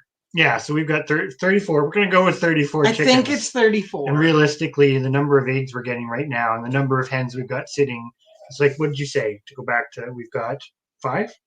We have 6 hens sitting. 6 times 10, let's say they all have 10, which is, we usually do get close to that. Sometimes they're a little more. Sometimes get more, less. Sometimes less. But let's just say an average of 10. That's 60 chicks. That's 60 chickens from the 6 hens. And I'm pretty sure we're going to have some more. So and we're getting like 24 eggs a day. Yeah, so we don't really actually need more chickens. Yeah. We have probably more chickens than we actually need, but it just makes everything run a little better. That's awesome to have no debt drops. Congrats on that. Yes, that has got to be the ultimate achievement that I'm sure we have a plan, you kind of have that 10-year plan. Chris would like to retire out of things early, and we just do the homesteading. So fingers crossed it will happen. Yes, he's shaved. Yep. I can't tell if he looks younger or whether it's just the clean look. I'm not sure, but yes. The gray is not. You don't see it as well. It's funny because I used to have quite a bit of red hair. I don't have red hair on my head. I used to have a lot of red hair in my beard, and now it's gray. It's all gone gray. All of it. It's the stress of homesteading. Yeah. Yeah. Then you have a third YouTube. Yeah. 4 years. That's pretty good. That's awesome. It definitely makes a big difference. Well, what are you now? I'm going to be terrible. You're 38. Yes. So am I that old? Yeah. So, but the long-term goal would be to be out of debt by the time Chris was 50, which I think would be nice. Oh, it's certainly possible, but people are definitely more gullible with critical thinking skills. It's that knee-jerk reaction to react to something that you see. And let's face it, this is again going back to that there is no them, but there's lots of thems. There's no one them. There's lots of thems. There's so many things that are geared to that, right? It's like an example from like the pet food industry. What do they tell you? It's like a general rule of thumb. Just because it tastes the best doesn't mean it's to the dog. Doesn't mean it's the best food for it. Because it could have flavor additives that make it. Which is, look at human food. It's the same thing. Just because it tastes better doesn't necessarily mean it's better for you. It's kind of one of those, Sorry, go back up to the one you have highlighted there. So holy cow, that did a really big jump. A big jump, yeah. Yeah, so I agree. Just put Nieces up there. Totally agree. It would be nice for it to, as I'm going back, I think I probably do this analogy every single one, but I'd like to have a jar. And any money that comes in from the farm goes into the jar, and any money that goes out from the farm has to come out of the jar. And virtually the fact the jar never empties.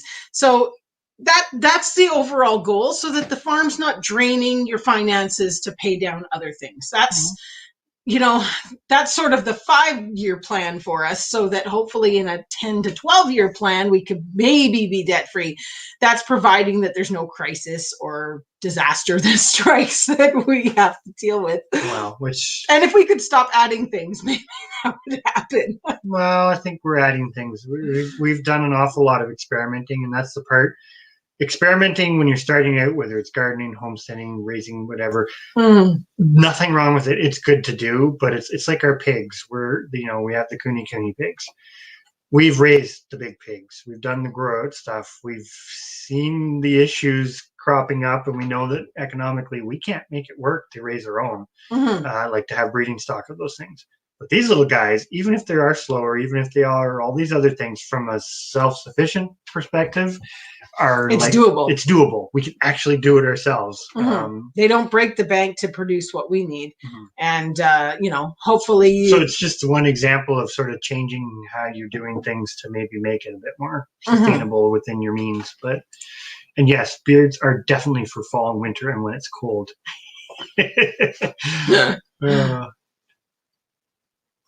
Get the tan lines. I kind of have them a little bit. My lips look a little more accentuated because it's starting to grow back in, and they're still pretty white.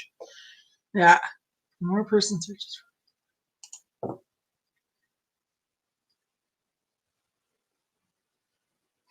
Yeah, it's we were kind of talking about that a little bit today with some cattle stuff. Just it's like the milk thing, how you can't sell milk, and there's valid reasons for why you can't, but it's all things are relative to scale, but things are not always set up in a manner that looks at scale. It's kind of treated with a one blanket approach often. As far as I'm going to go down that line.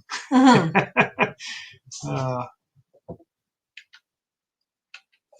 just going to go with yours here. Yeah. Stress-free. You know what? I'm going to go to wicker shares first. Sometimes stress-free is more important than being debt-free, because it does make a huge difference to the quality of life. Oh yeah, it does. Totally does. But yeah, I'm assuming your daughters ate them. So if you send them here, will they help us work on the farm? Yeah, that's it. Everybody here is put to work. And I don't mind feeding if they're working. That's yeah, I think Homestead Aquarius, like I find sometimes the prepping stuff, we enjoy prepping channels, and some in particular, but sometimes it gets a little far into the weeds for us. Kind of it gets a little too political or a little too, I'm going to say, abstract.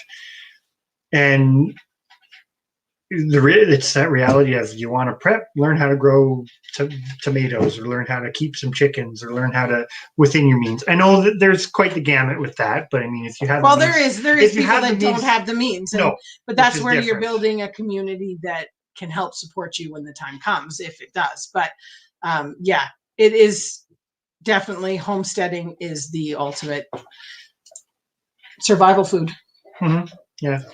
Yeah, debt is a huge thing.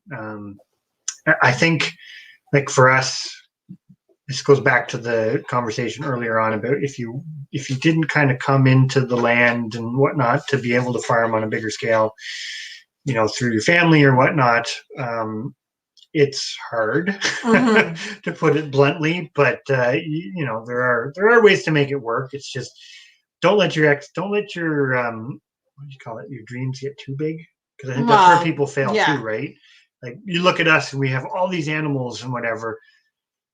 Don't think that we just loaded up on animals right off the bat. That's a 12-year amassed collection. Yeah, and of course, us moving here emphasizes the fact that if you don't have the infrastructure and the setup, you're going to have extra stress and extra debt, like fencing issues. Fencing is a huge debt. If you're going to have livestock, fencing is a staple, but fencing takes time, and time is short, and all this other thing. So and sometimes time is the bigger debt than it's the shortage of time is sometimes the biggest killer for people on homesteading, because the stress level becomes so high because there's a list that is a mile long, and it just seems like nothing ever gets ticked off. And I would definitely say that's something that people should definitely keep in mind as they go into the homestead stuff. Good night, Mallory. Thanks for coming in. You may have already left, but because I'm behind. Yeah, we're way behind. Way behind, as per usual. But yeah, it's hard. This is your thing, or your new endeavor, not being able to say no to it. Wow, yes. We're not getting chicks though. No, but anyways, video to come. Yeah. For vegetables, at a public market,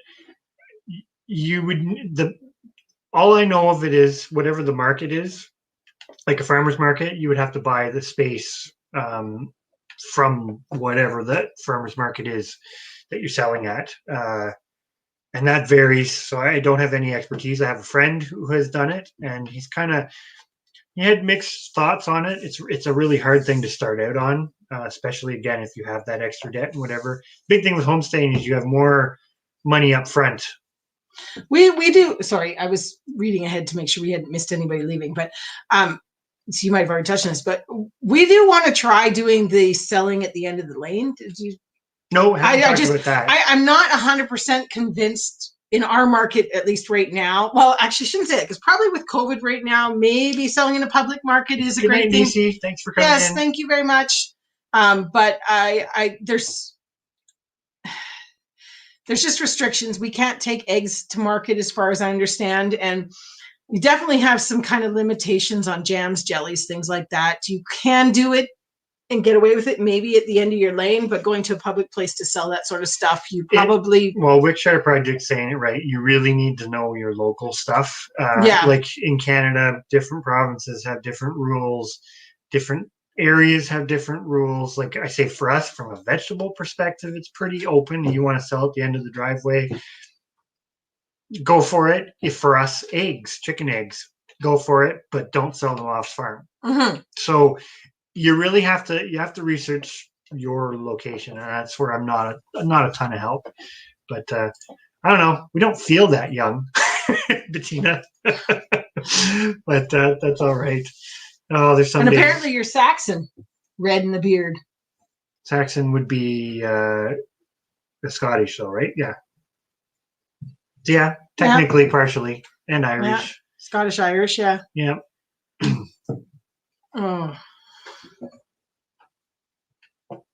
Oh, I'm gonna put your comment up there, Bettina. This is the thing too with the homesteading stuff, because it takes so much time, right? So if big changes can really affect it. I'm not saying I know. Anyways, yeah, big changes can really affect it, and this is the problem. It's a slow creep. Yeah, get back to on.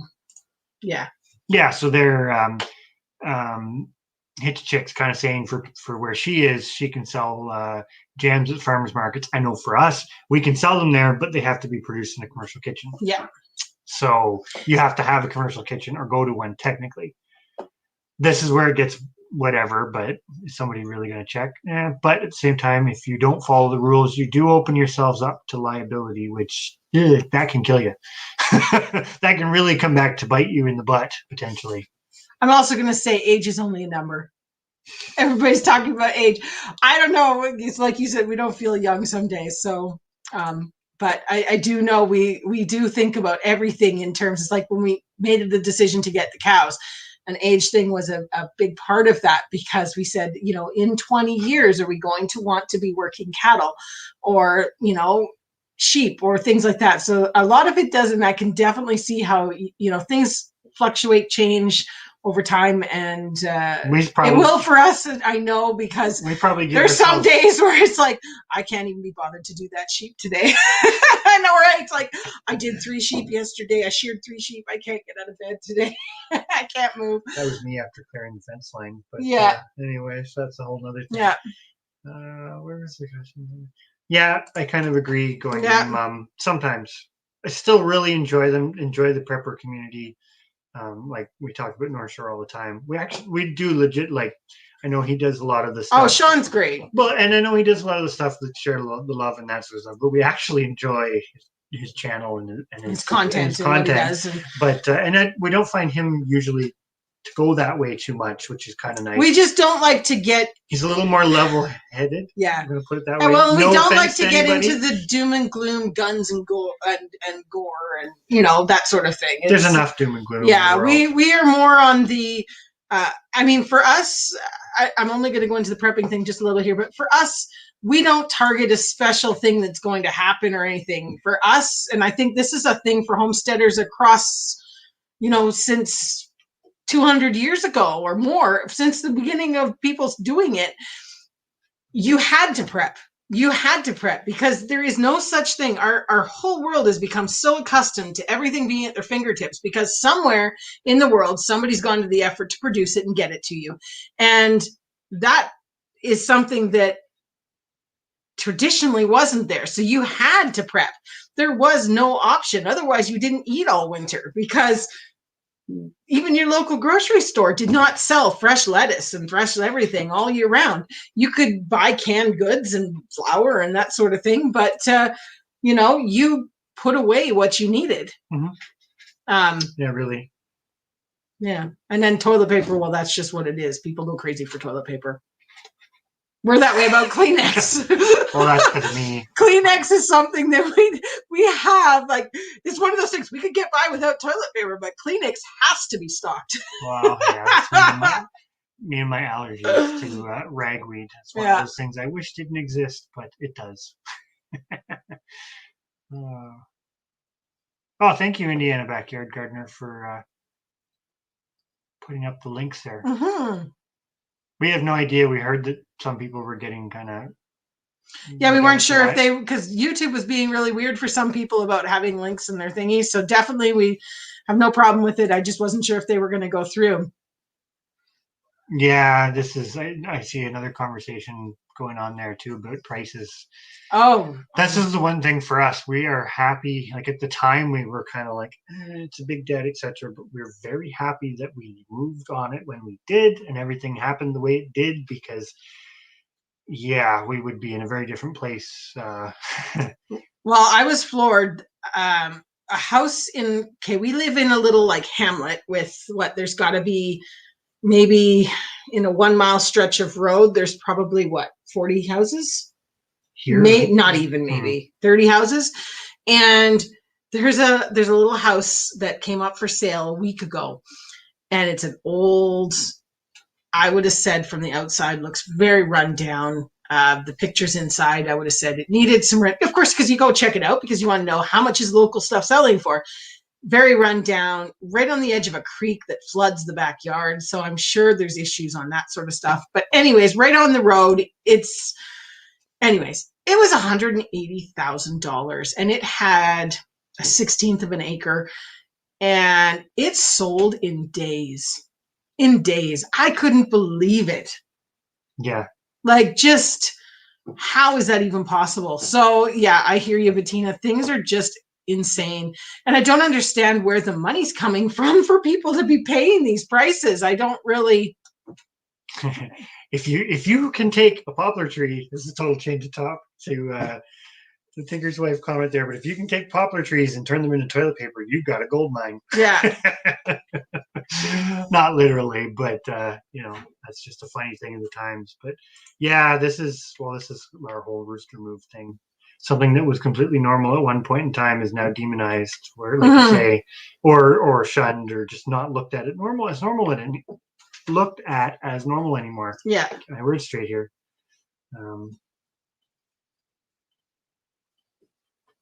Yeah, Drop says anything put on the market there gets sold within the week. I was just floored because I thought the price was absolutely outrageous for what it was.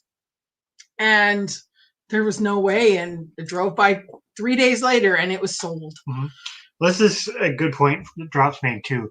What we tend to do is when we go shopping, we don't go overboard. It's like Dawn dish soap. You use quite a bit of that, and you use it for the fleece too, right? So when it goes on sale, we buy 2 or 4 of them as opposed to every time. one, so then you just put them downstairs, and it's like when toilet paper's on sale, we'll buy 3 or 4 packs, and you stuff it in the corner, and we don't ever deplete that because we kind of keep using the stuff that's not stored. So you always have a stash. It's like last year that nobody could get toilet paper. And we're like, oh, well, we're good. I think we might have nabbed 2 packages out of our stash, but it was one of those, I don't know. I kind of always look at my fabric stash and go, well, you know what? If we run out, we can figure it out. Yeah. It's not the end of the world, but it is funny how that's a major priority. That's pretty crazy about the prices. They're, very crazy. But it all depends on your area, right? Which is kind of like what Bettina's saying. You're in a good situation, really, from a selling perspective. I know that's not necessarily always the most attractive option at first, but it is. If that's what it comes to, you're in a decent position at least, which is good. 100,000 over list price, yeah. Well, like this is one of those things I've never seen so much of the, this is the asking price, put in your offer, or this is the starting price to put in your offers, right?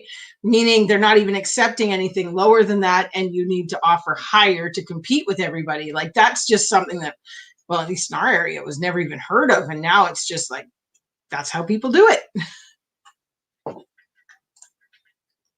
Oh, I've caught up. I'm caught up. Yeah, I think anything or anything that's not perishable. Sorry, that's a great way to do it. Mm-hmm. And then we just kind of keep building too. Like, well, it's like anytime. I mean, we don't eat a ridiculous amount of pasta, but anytime it's on sale for 88 cents, we go and buy 10, 20 things of it. Well, all different kinds, because it's stores and there's nothing really bad in it, and you've got it. So at least you've got food. And it doesn't take up a lot of space, which is kind of nice. I mean, we say our basement is slowly developing into completely food prep between food storage, canning storage, and then now the grow room and freezers and conversation about having a walk-in fridge. The basement is going to completely food prep. Well, it'd be nice eventually. But 2 years ago now. Yeah, that's exactly it. Good night, Mr. Chick. Yes, thank you very much for coming in. Yes, always glad that you come in. Land has skyrocketed as well there, yeah.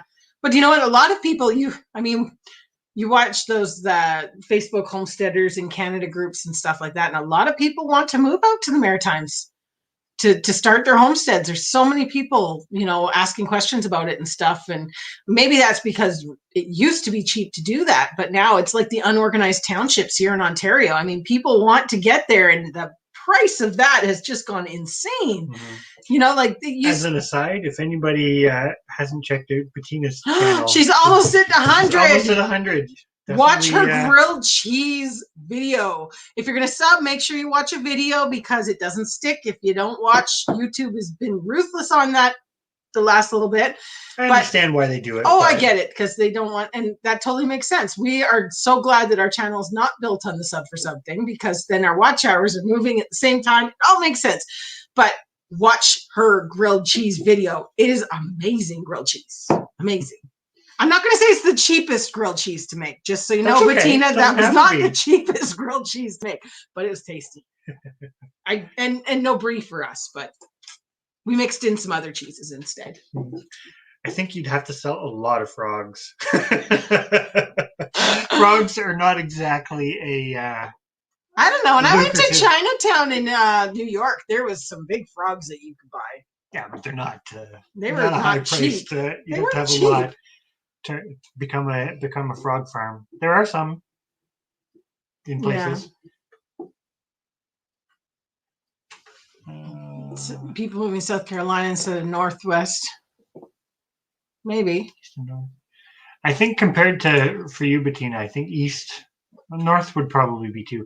North is funny though, because I don't know, you've got like a radius from the GTA that seems to be desirable, and if you're out of that radius, then it's a bit better. But that's still a big decision, right? Like we've talked about that, where we had talked about it, like, oh, let's just go north, blah blah blah blah blah, be unrestricted, whatever. And we're kind of glad we didn't in some ways, because if nothing else, we would have had a way more restrictive growing season, which of course then that's a whole nother bunch of challenges. Yeah, well,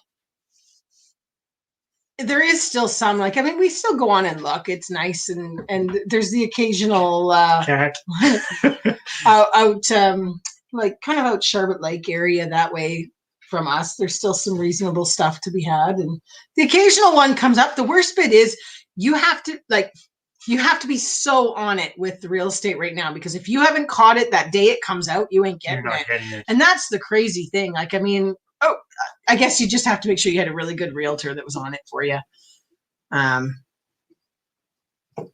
But yeah, I don't know. We're not planning to move. No, we are here, and we're going to. We're here. We're not going. We're hoping one day one of the kids will move in and look after us. Roots to Refuge is moving. I haven't watched I haven't had time, and I try and watch. I love Roots to Refuge, and I have not watched them. That was their big news, Going Green Mom, because I did see they were We'll have to check that out. Yeah, we'll have to watch and see. Where were they moving to? Well, that was always kind of in their plan, though, because I think they only had like 5 acres or 7 acres or something. Seven. But still, they put a lot into that place. But then that makes it worth more. So, yay, Bettina! Yay! 100 subscribers! Yay! And you should move to Eastern Ontario, Bettina. We could be neighbors. Well, not really. There's not a house right near us, but you know what I mean. Well, relatively speaking. Yeah. YouTube world neighbors. We'll keep watching and send you a note if we see anything. They're doing some of the rent-to-own stuff. Interesting. I haven't heard about that here very often. Kind of wasn't. Yeah.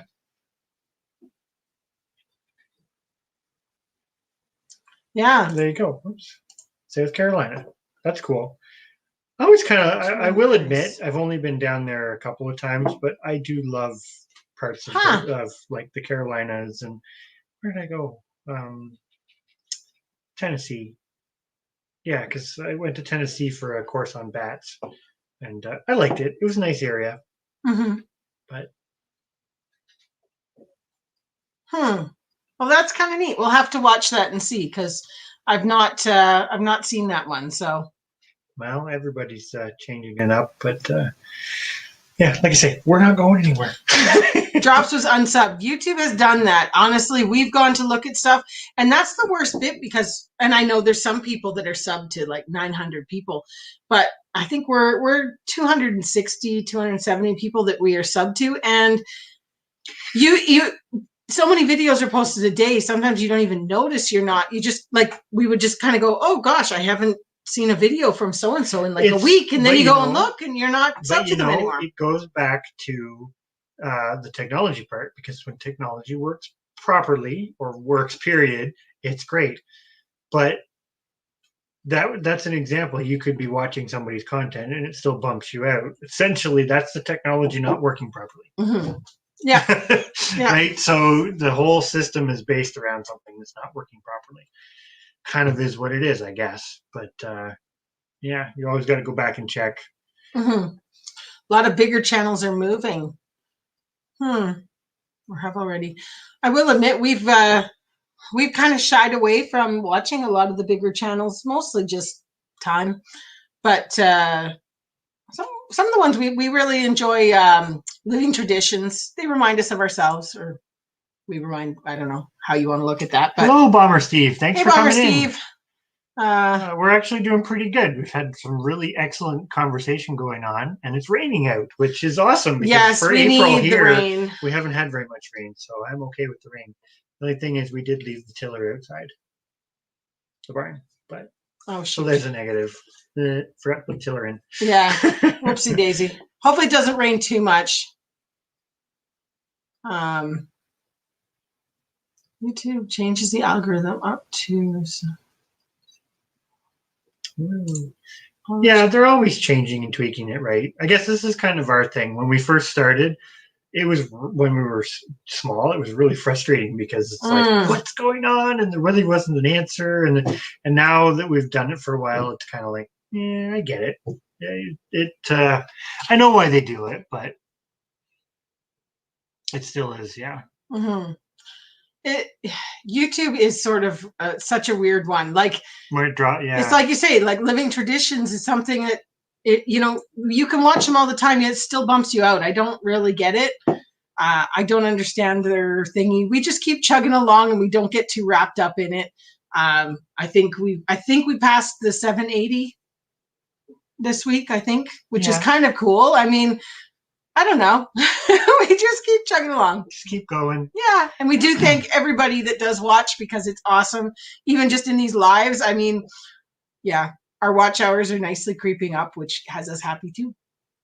Yes. It's we've got it to the point that if you can trust, Social Blade and basic, what's that called? Hypotheses? Predictions. That's it. That we should hit both at virtually the same time, which will be kind of nice. Well, we'd have a long way to go to send you some rain, Bomber Steve. Yeah. It's got to go. I think there's quite a few landforms and other various. But we can always hope for you. I like Patty's comment. It's like sitting around a table with everybody. It is. I often kind of say, and we should eventually do one where we have other people come up. Maybe we should try that for next week, having other people come up to chit chat. Yeah, we've never really done that. No, we haven't. And it's we used to go and sit around the pub or sit around wherever and chit chat with people. And this is sort of the same thing. It doesn't feel any different. Unfortunately, you guys are typing, so we'll just have to do a round robin of people coming up to chit chat. Mm-hmm. That'd be kind of fun. We kind of, I don't know. We use Tuesday as like the mark that a week has gone by. Mm-hmm. As terrible as that sounds, because everything else kind of blurs together. So it's like our weekend marker, because the weekends are usually busier than during the week. But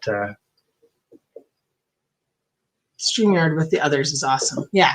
So I think that's what we might try maybe next week. We'll try and get organized on that. Yeah, figure it out. And we don't have kids again, so we don't have to worry about being quiet.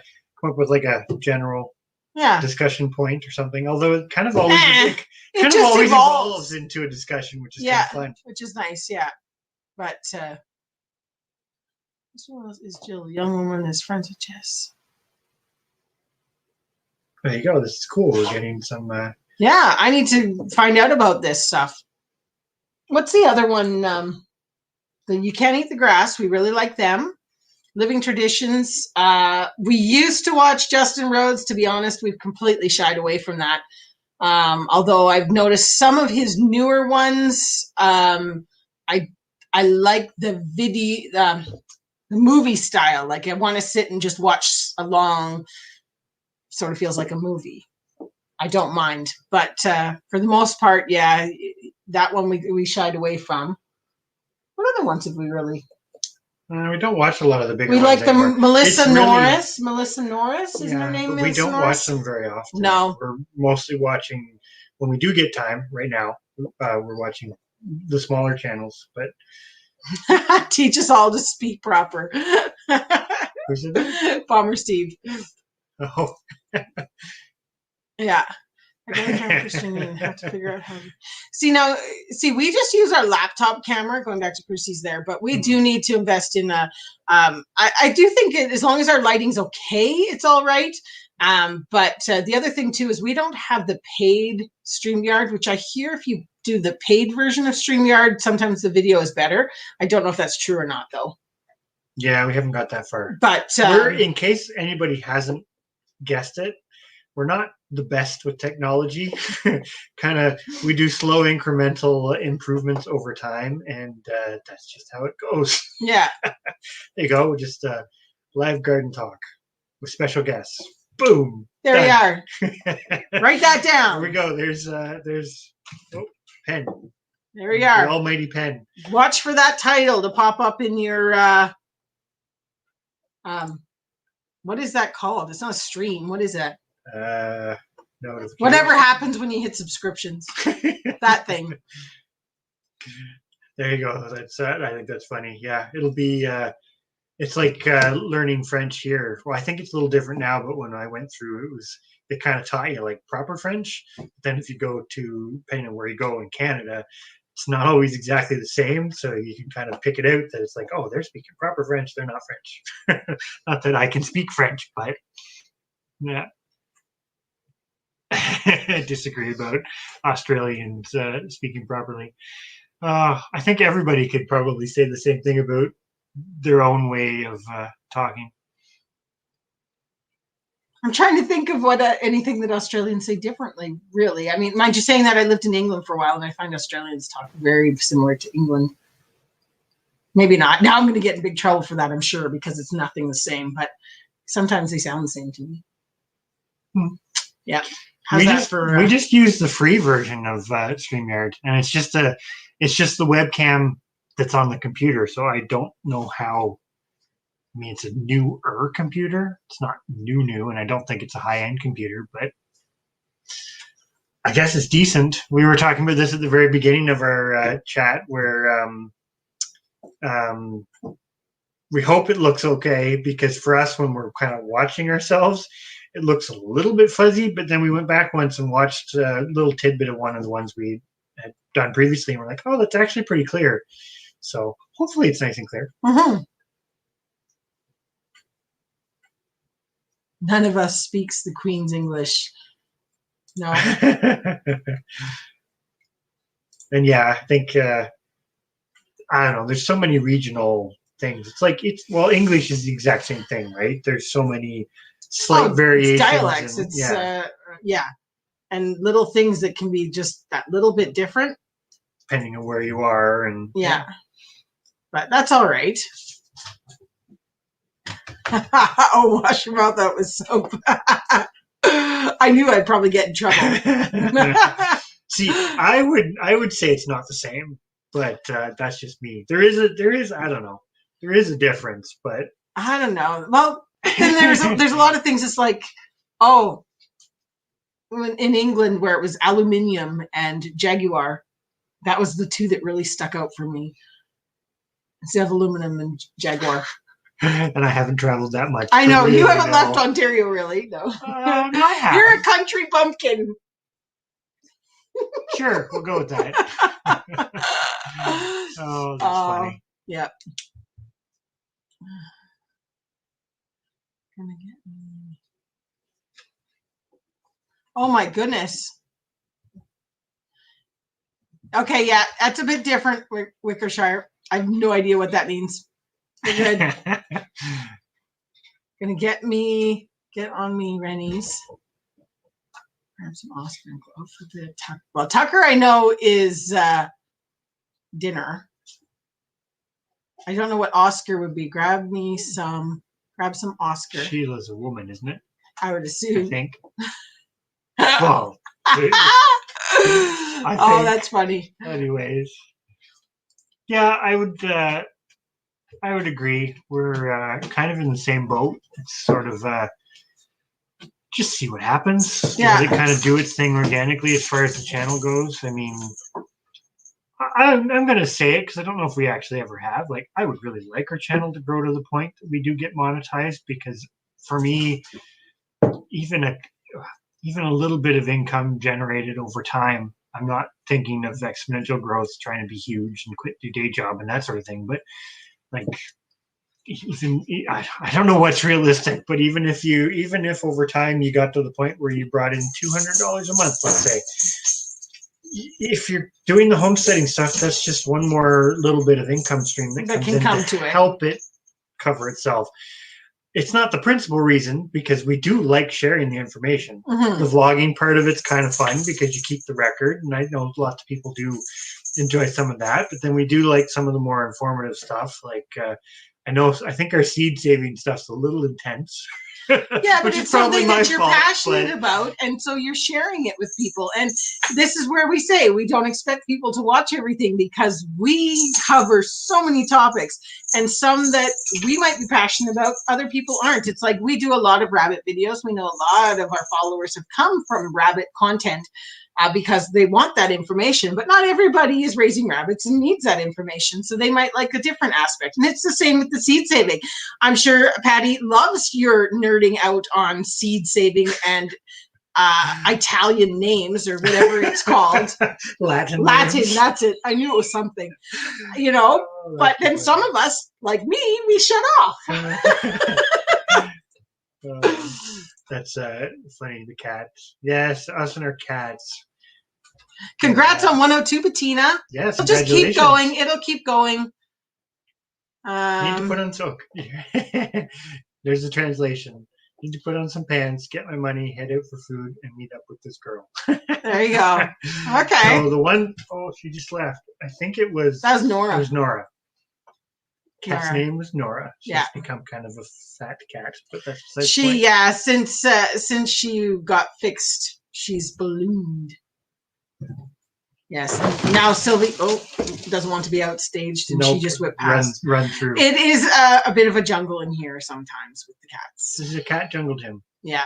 Well, and this is kind of a nice, it sounds really bad, but this spot is like our best lighting in the house. And that's why we like to sit here, because we have the big kitchen light and the big, anyway, so it kind of works for best lighting to get a decent video. But yes, the cats unfortunately have the spot right behind us. So we're right in their traffic zone. But that's okay. I think Indiana Backyard Gardener put up Crucie's channel. Definitely another one to go and check out. I don't know. I'm trying to think. We've checked you out recently. I don't know if you. This is terrible. We should know.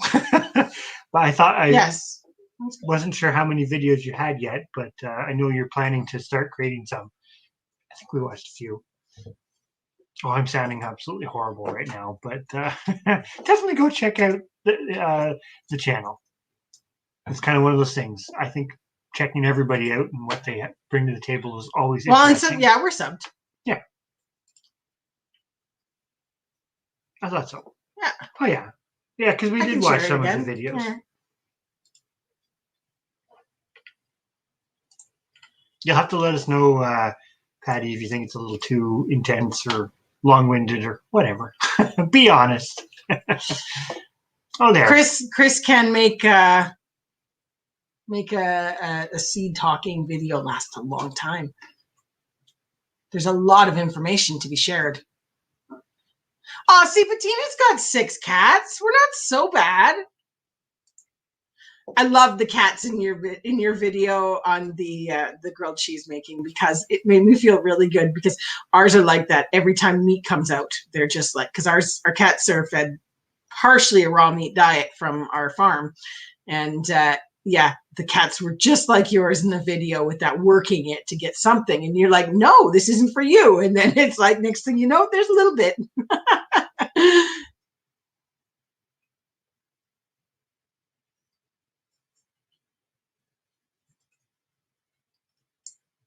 Yeah, I don't know. I think it's completely fair to be honest that you're trying to grow the channel to that point. Like we say, it's like everything else. Do we want to become full-time dairy cattle farmers? And that's our aspiration? No. Do we want to become big-time chicken farmers and that's our aspiration? No. Do we want to strike it rich on YouTube? Or no. Hoping to? No. No. The answer is no to all of those things. But at the same time, it's nice if they can all work together. Yeah, to help a little bit. And at the other part too is, and this is kind of my opinion, any of us who are creators, we're not really in competition with each other. No, because everybody's doing something slightly different, and it doesn't matter if you're doing something the same. We love to support and promote others doing the similar thing, because we know that you're in the same, cycle, the same thing. You're trying to. I think the big thing too is it's one of those things. If from a homesteading, small gardening perspective, you're probably, if you're doing that, you're probably looking at the reasons of trying to be self-sufficient or sustainable. It's just one more piece to that puzzle.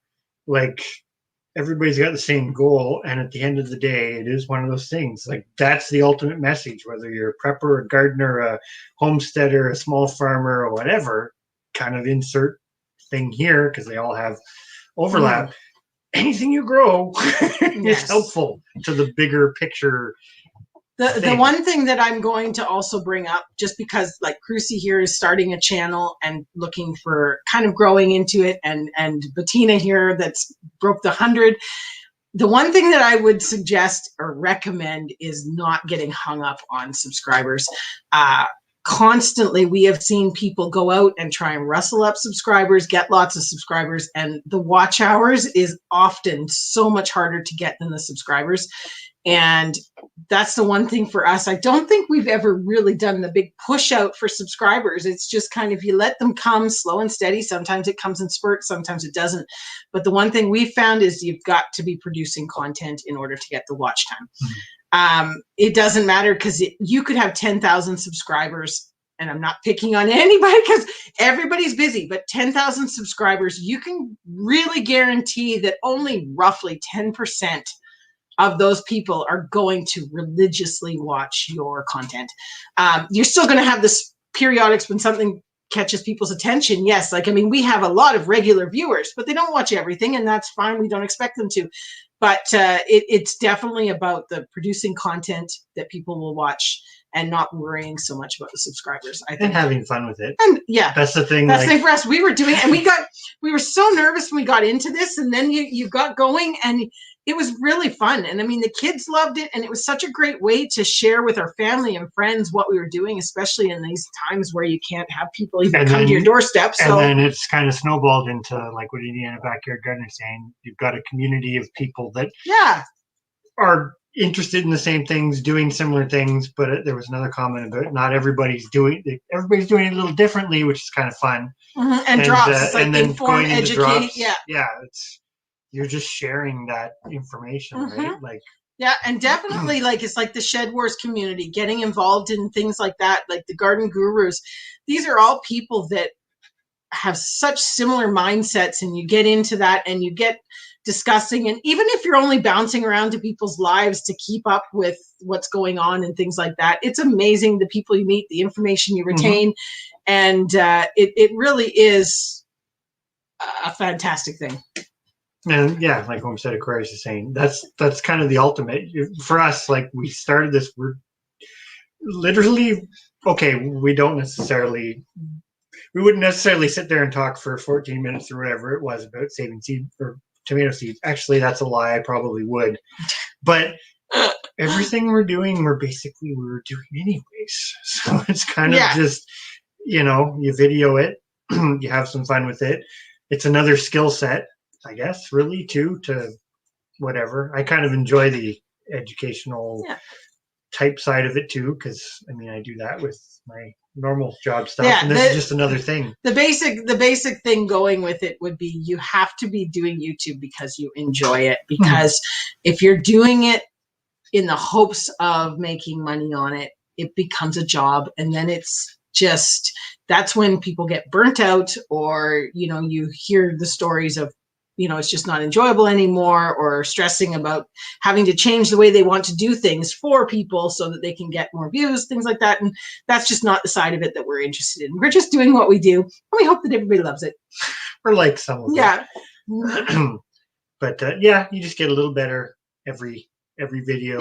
I still now go back and go, oh, I just learned about how to do this with this, or I don't know. You can. It's the technology part of it, right? And then as soon as you figure out the technology, it changes to something else.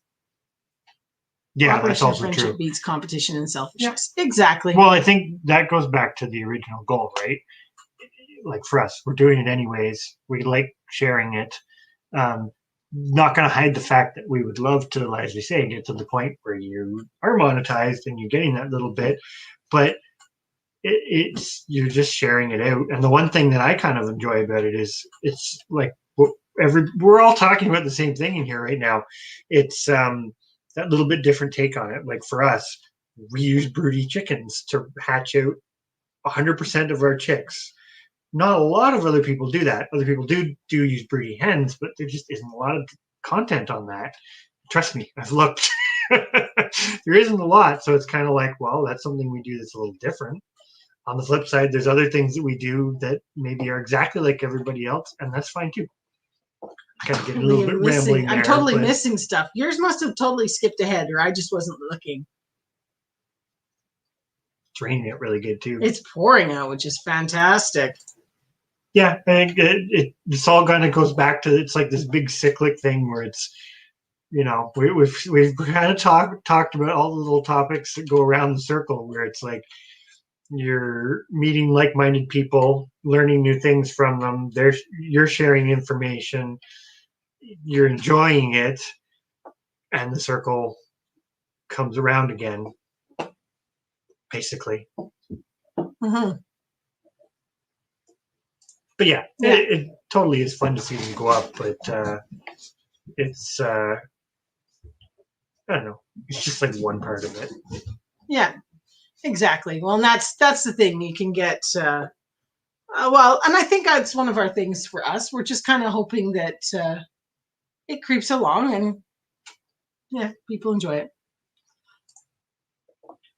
I went back. I was trying to figure out what the Wickershire thing was. I think it was we were translating some Australian again. No, the invasion of the body snatchers and strictly here to learn and suck your brain dry. Okay, you might be at that for a while. There's a lot of information in there. That's all right. You found it like super quick. How come I totally missed that.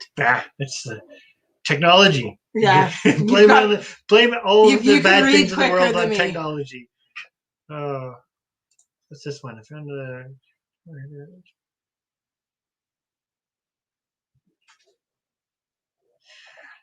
I will say, so we'll be honest, this is coming to the Shed Wars because we haven't produced a lot of Shed Wars content lately. We've got a couple in the works. We've got we've got some ideas. We haven't produced any lately, but we're also trying to and there's been a lot of animal stuff lately. Well, there's a lot of stuff going on with that, and the animal stuff is kind of a part of it now, but at the same time, it's not something that's accessible to everybody, so we're kind of unsure how much to do that as part of Shed Wars. Mm-hmm. All that being said, we didn't follow all the way through Shed Wars because we didn't start our channel till later. We didn't really. Yeah, it was almost. We didn't really YouTube, so it was pretty much like the end when we really got into it. Right, we started to meet people through it, and we stared poking around the lives, and we did the lurking thing for a while, and we were kind of unsure about a lot of stuff. But when the Southern Hemisphere got going, I think that's when we really kind of got into we weren't in it, but we really got into it, and I really enjoyed the Southern Hemisphere's take on things because they're like what you're saying about the fighting, arguing dog, like there really wasn't any of that for sure or it wasn't clearly, if there was, you didn't really get it from. I don't think there was any, but I don't know. I really liked that part. It's like we are definitely as much as the banter is part of Shed Wars. It's not so much our style necessarily, but that's okay. We still bring a lot to Shed Wars, even if we don't banter. Well, I still think it's like the original intent. It's that same thing of anything you grow, no matter how small of your space, how big of your space, how much you grow, how little you grow. It's all skills. Skill sets. You're producing something. You're part of a much bigger solution, no matter how small you might be or how restricted you might be. Yeah, every little bit counts. Yeah, basically. I think that's the part to never lose sight of with it.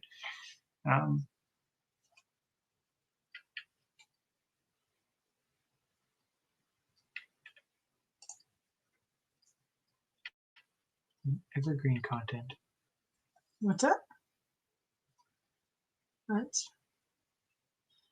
Bettina cringed at her first video.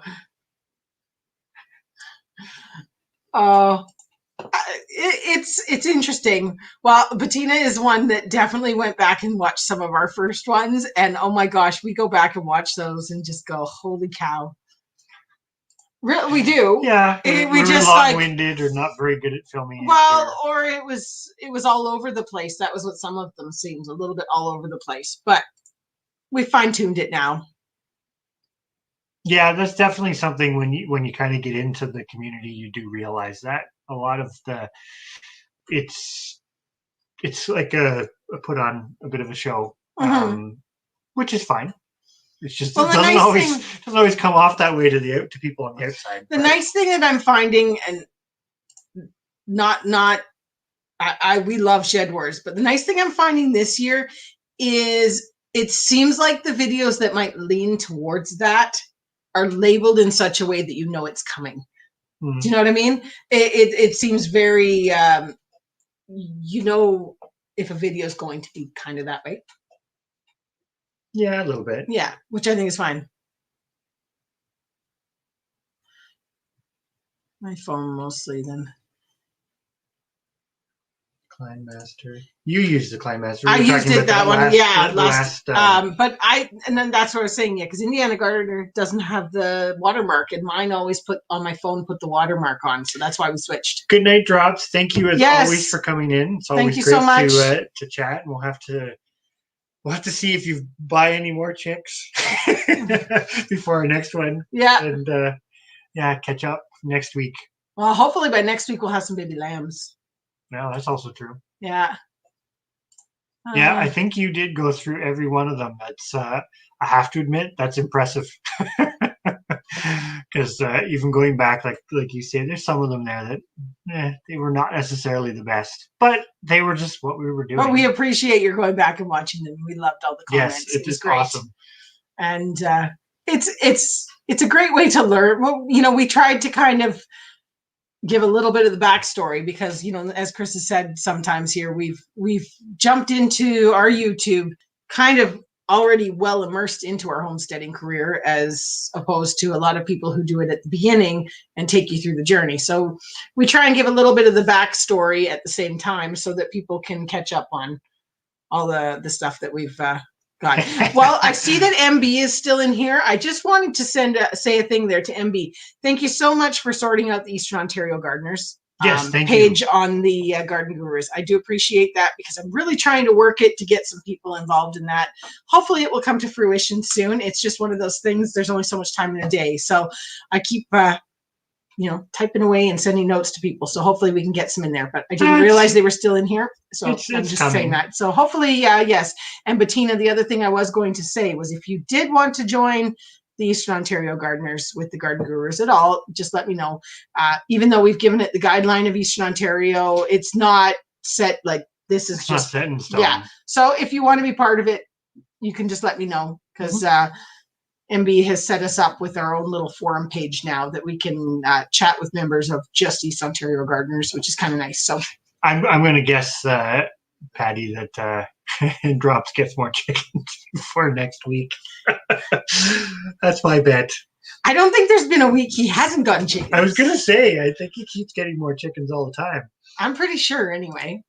We've actually thought, I've thought about raising quail, but it's just not, we can't justify it here. But at the same time, I have eaten the eggs. They're pretty good. But and if you didn't have the space for chickens or the restrictions or whatever, the quail are definitely a good option. Just we can have the chickens, so it's not something that really, I guess, appeals to all of us. No. Going green mom, is he going somewhere that sells them soon? Probably. Oh, that's too funny. Uh-oh. Jealous troublemakers.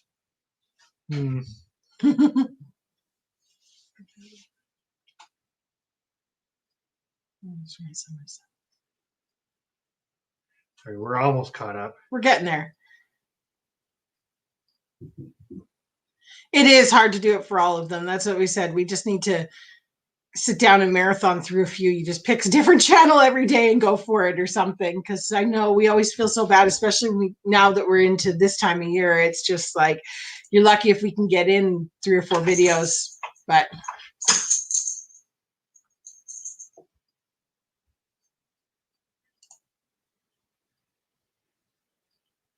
oh yeah, the feather duster too.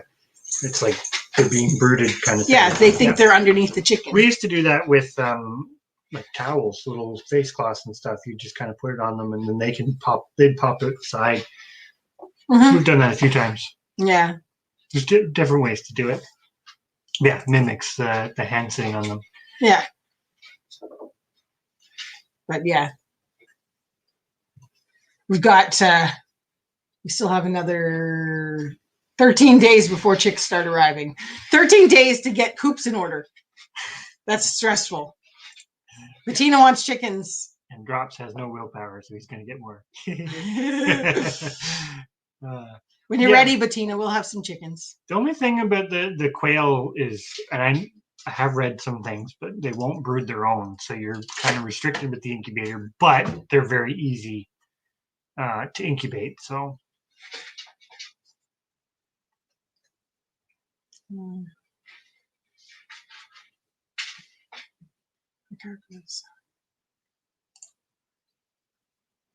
there you go. Well, that kind of works out.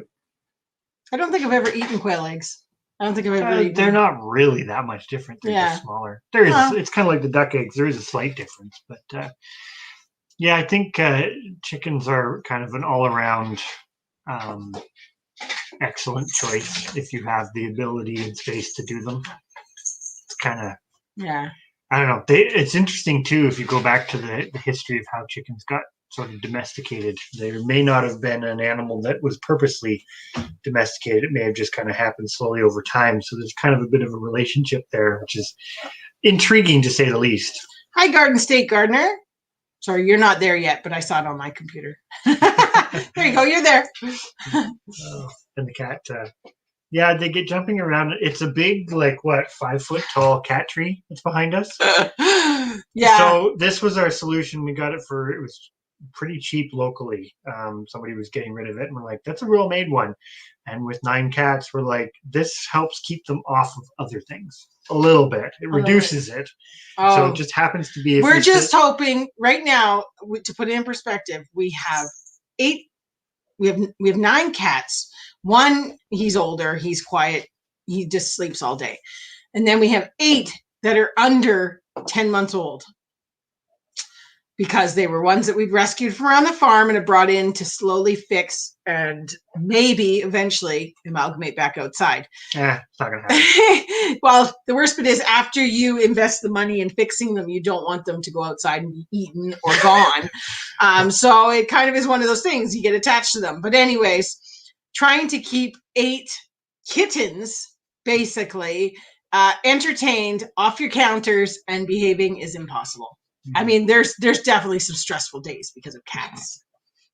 But I keep telling myself eventually they're all going to be old cats and it'll be delightful. Eventually, yeah. Yeah. But yeah, they do raise them for eggs, but then you can also use them for meat. And there are some strains that are more egg production and some that are more meat production. But I believe they all still lay reasonably well. But like Bomber Steve said, they are relatively easy to process. Just you basically require an incubator to keep them going. Sylvie looks quite well behaved behind us at the moment. Yeah, but MB's got a good point, because she kind of blends in with the window. Yeah, and then she goes. And then she moves. It's she's almost the same color. Yeah. Oh yeah, the top pine. Oh yes. Birds on the pine. They're pretty noticeable because what you end up getting, it's the new growth. So it usually kind of comes what? I want to say you wouldn't be super trying to think. It's usually what, May, June? Somewhere in there. Yeah, it kind of varies a little bit. They bud out a little bit later, and you kind of get, it looks like the soft, it's really soft. It's usually later green, and that's the part that that's the part that they usually use from the buds. You're not actually the bud. It's like the new growth tip.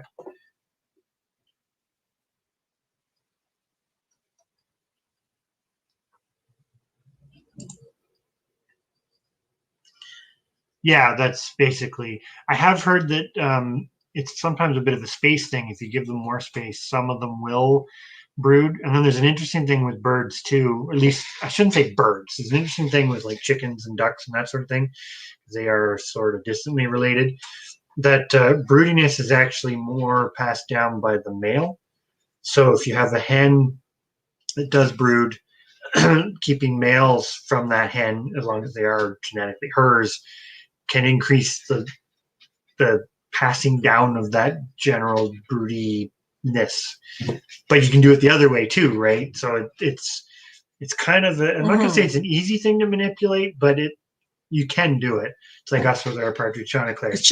They're more predisposed to it, but at the same time, we have definitely selected for it. Yeah. So we're pretty confident that we are going to get like 6 of them already with very little trying. 6 of them in about 3 or 4 days. Like, it's funny how we kept going, nobody's going to go broody. And it's because the weather's been so weird this year, we're thrown off, because normally they don't go broody until end of April, beginning of May, because we usually don't have chicks until the beginning of June. And we kept saying, nobody's doing it. Nobody's doing it. That normal frustration of it's not working. It's not working. Why is it not working? And then it was just like that time came and it was like, bam. And within 3 days, they were all going broody. And I mean, I can bet you tomorrow morning, somebody else out there is going to be broody. And it was a case of, we told ourselves we're going to write it on the calendar and keep it in the book, because previously it was never warm enough to allow them to start collecting eggs as early as we let them start collecting this year. And that, I think, was our error, was we got screwed up because of the weather. The chickens didn't. The chickens were still on the same time they've always been on. And the geese were on the same thing, and too, the geese because they started going broody at the same time. The dandelion jelly video is... You can do show and tell. Do your show and tell. I've got... the show and tell time. Show and tell, yay! So I just made... hang on, it's in the works. I wanted to do so dandelion gelling can be, I usually make it with powdered pectin, but I wanted to do a double batch because I wanted to put I wanted to be able to do 2 separate batches, one with powdered pectin, one with liquid pectin, because they're very different recipes. And I've actually not done the liquid one before. So I needed to collect enough. Can you stop? Cat is trying to pull the computer off again. Anyways, so I had to collect 8 cups of dandelion petals with the kids in order to, oh my gosh, they're going crazy. Anyways, so I made my dandelion tea today. You can see it in here. It looks very, very dark. It's not as dark as it looks, though. It's kind of a greeny color. It's just because it's dark in the house. It's a greeny kind of yellow color. But anyways, so I've got that first part filmed, and tomorrow morning I'm making my jelly and going to put that video on. So it's hopefully going to be on Friday because, yes, it's dandelion season. But love dandelion jelly, so excited to share it. It will be coming. It's in the works. Curious about this Shire thing. You'll have to explain that Wickshire project a bit. It's jumping around. Welcome back, Chris's Clever Craft. We're still here. Yes. Kids are put to bed. I'm going to go back to because Homestead Aquarius has been talking about chickens being like an ultimate survival livestock. I do agree because of their all-around versatileness. But there's a book. It's an online book, and I got to find it. But it talks about more subsistence livestock, and it really goes through like quite a range of things. And we should do, if I find it, I mean, it's an endorsement because I think it's an interesting book, and I just can't, it's an online book. I can't think of the name of it. Should do a video that just talks about it because it's a really interesting one. From it even talks about like cattle and everything, about, you know, picking breeds, varieties, species that are just a little lower maintenance and easier to manage for subsistence agriculture versus sort of production, which kind of goes back to the kuni thing. Mm-hmm. I don't really believe that kuni pigs would ever meet the bill of a hog that you could raise out for commercial production, even local, on a local scale. But that's not really what they were developed for. So, yeah, that's a whole other topic too. But it's a really interesting book. It keeps coming up. I keep forgetting to go back and trying to find it because I can't remember what it's called. I will write it in the book. Things to do. Find the low input livestock online book so that I can reference it. I found it a really interesting read when I went through it. You should see our list of video ideas because we keep wanting to make time to have some deep discussion videos because we do have these amazing, like, I should just have some deep discussion. I know, but we never make videos about it. And nobody goes back and watches a 3-hour live. You'd have to put little notes in the description. In order to watch this part, go to 2 hours and 20 minutes in.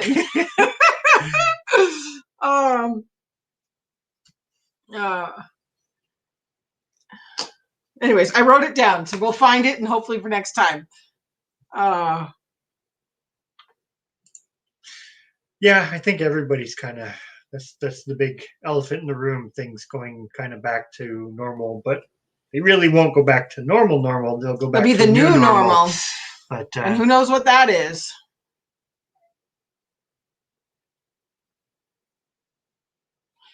Yeah, well, right now they've pretty much, like, as far as travel concerns, they seem to be getting more restrictions, not opening things up. That's for sure.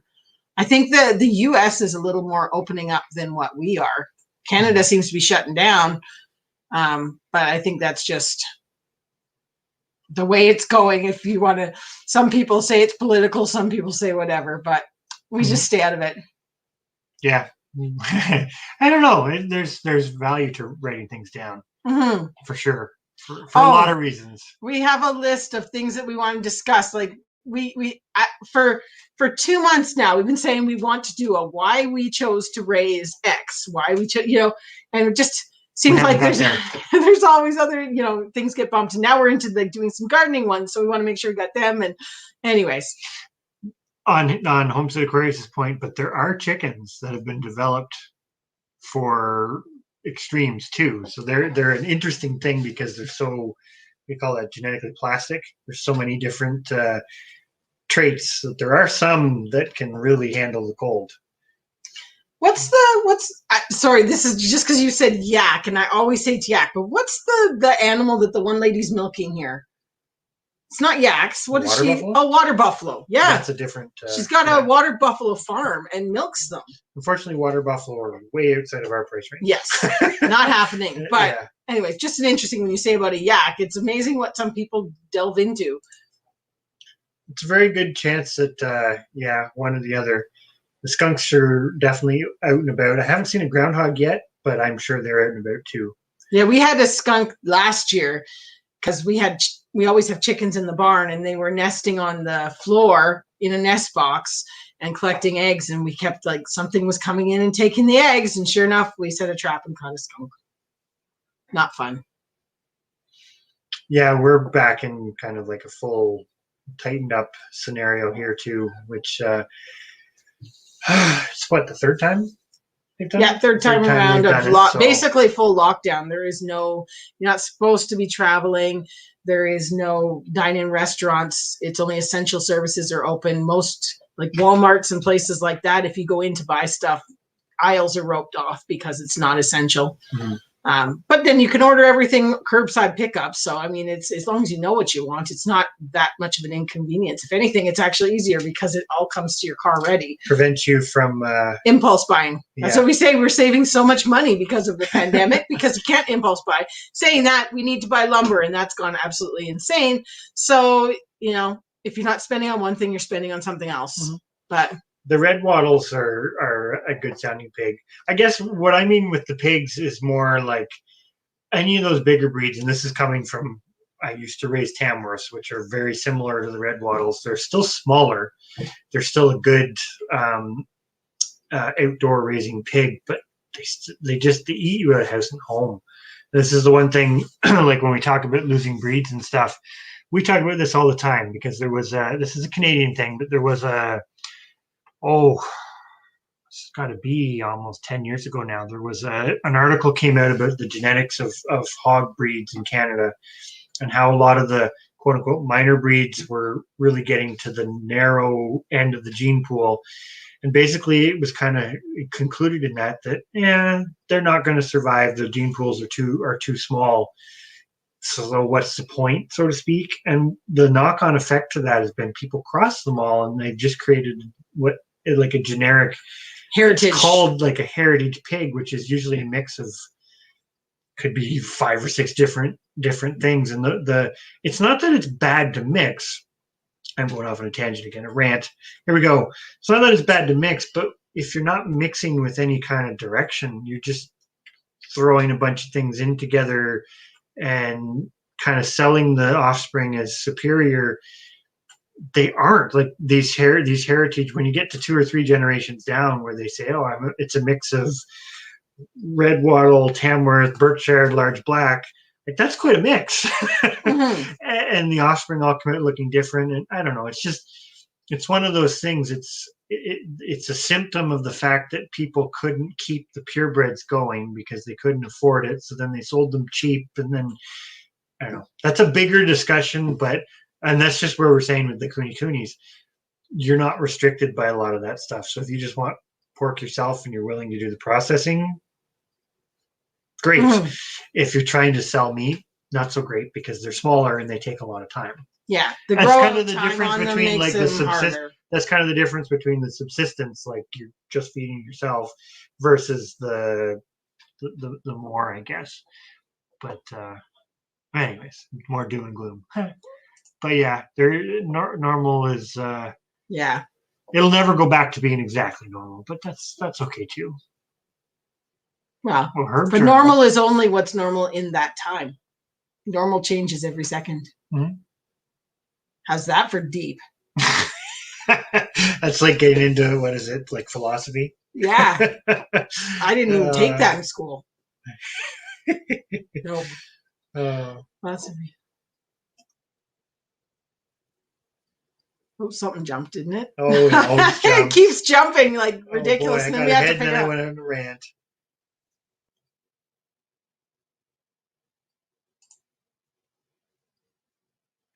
Yeah, we should. Well, the chicken breed we have is kind of, they're Canadian, but they're one of those, minus 20 doesn't phase them. Yeah. Oh, yeah.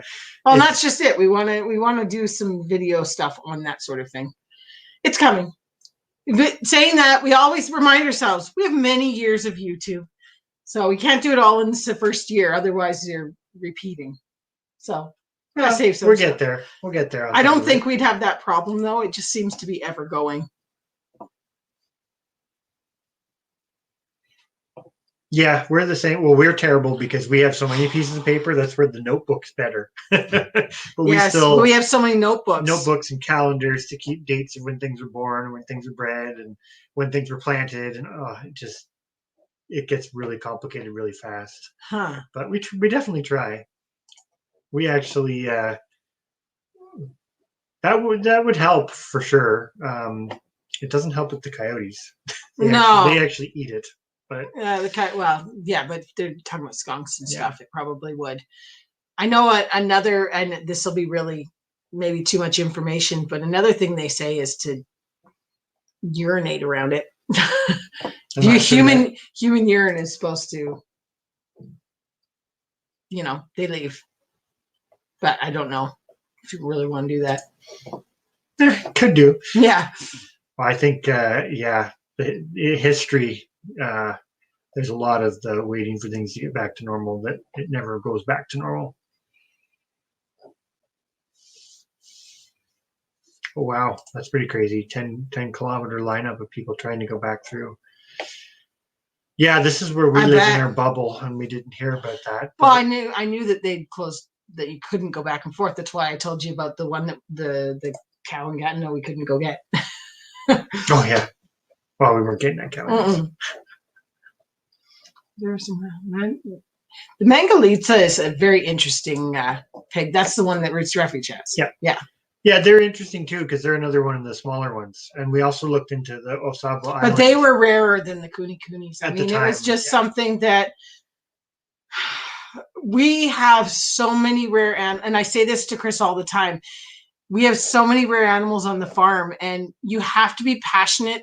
If you're going to go into raising rare animals, you have to be passionate about it because it can suck you dry.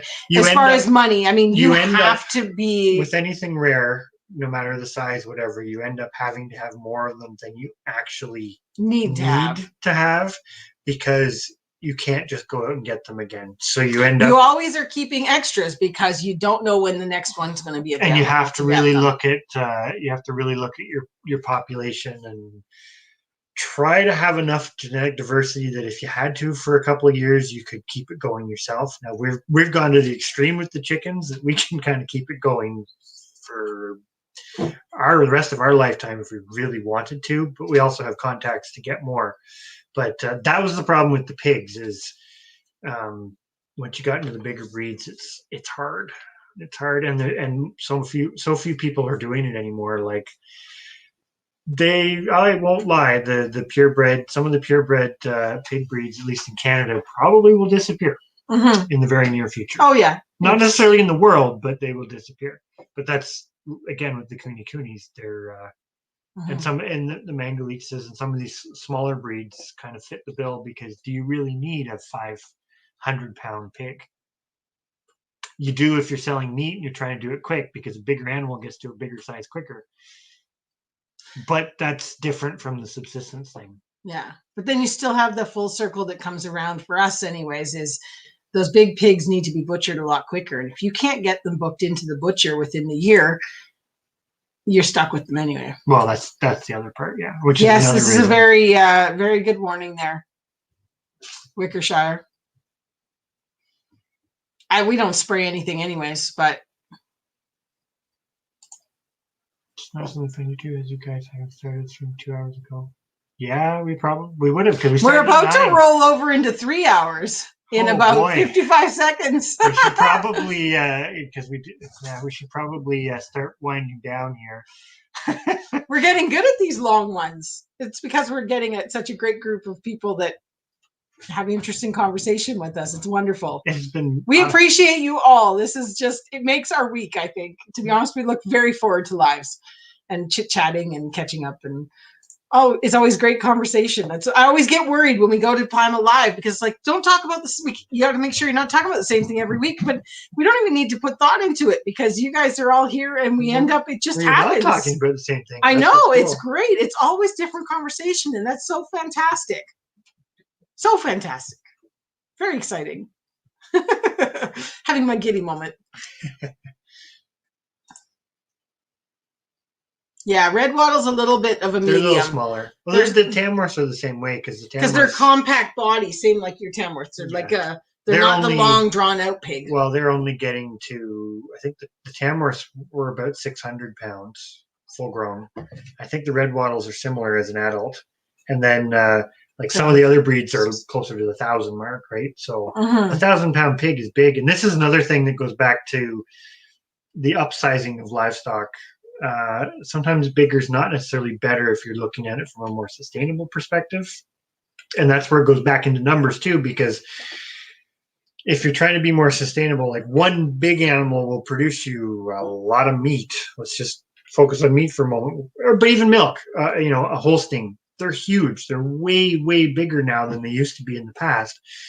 Bigger animal produces more meat or more milk, or produces more meat if it's a meat breed. But that's not necessarily going to be. It's like animal units, right? One huge Holstein is not the same as a Dexter cow, for example, as far as input. And then from a managing population size, if something's common like a Holstein, less of an issue, maybe. But for some of these rare breeds, being smaller is better, because if you had to have two of them, who cares? Because having two allows you to keep more of them. It's kind of that whole sustainable population thing again that just gets. Did you see that look for a minute? I just totally shut you out. I have no idea what you're talking about. I know it's getting late. I know what I'm meaning, but Betina's still got to go paint.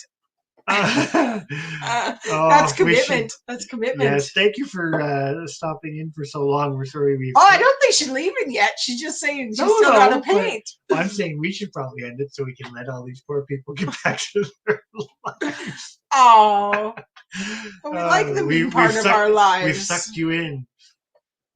I like Homestead Aquarius is there. It was a little always confused me. But this is what people did, and now it's nobody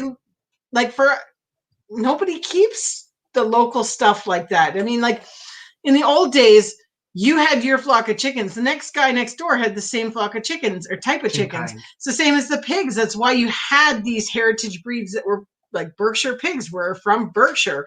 And, I'm maybe that's simplifying a little bit. I don't actually know where Berkshire pigs are from, but I'm going to assume from Berkshire. And, everybody had the same type of pigs. So like you said, it just, you borrowed it. Or the next year when you needed a pig, you got it from the neighbor 3 houses down because it wasn't related to your pigs, and vice versa. Everybody in the neighborhood could just share.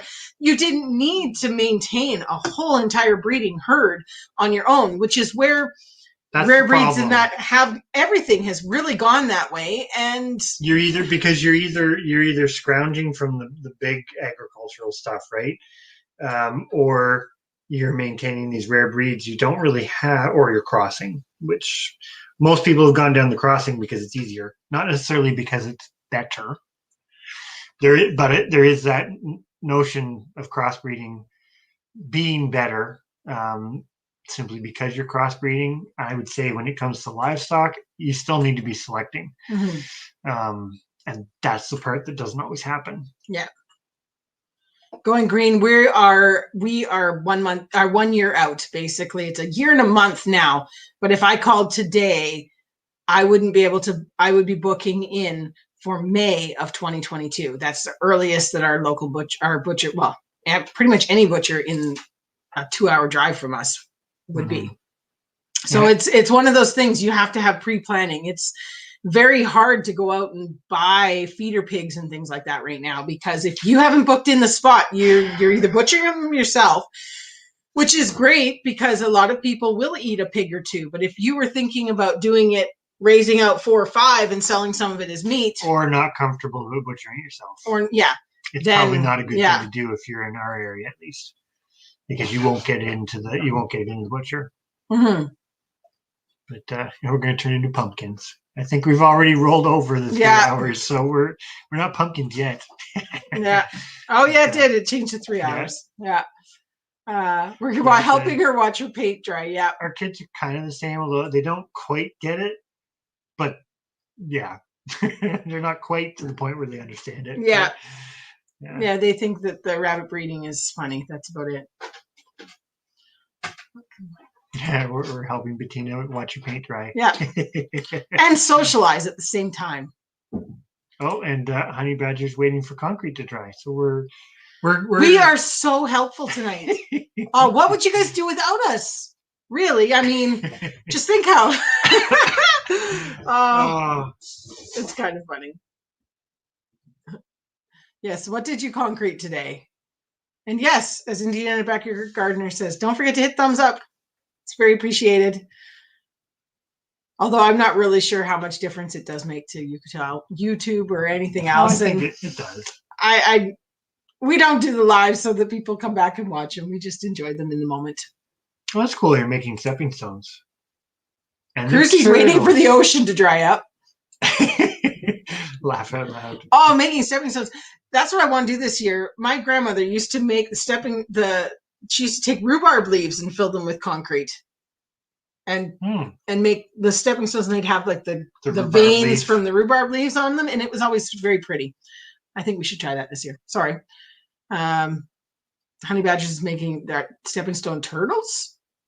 That's cool. Must be like a mold. That's pretty cool. Well, that's cool. That had the Durocs.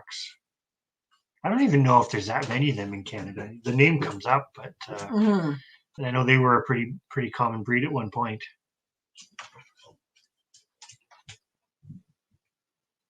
Yeah, the one thing I would say with the butchering,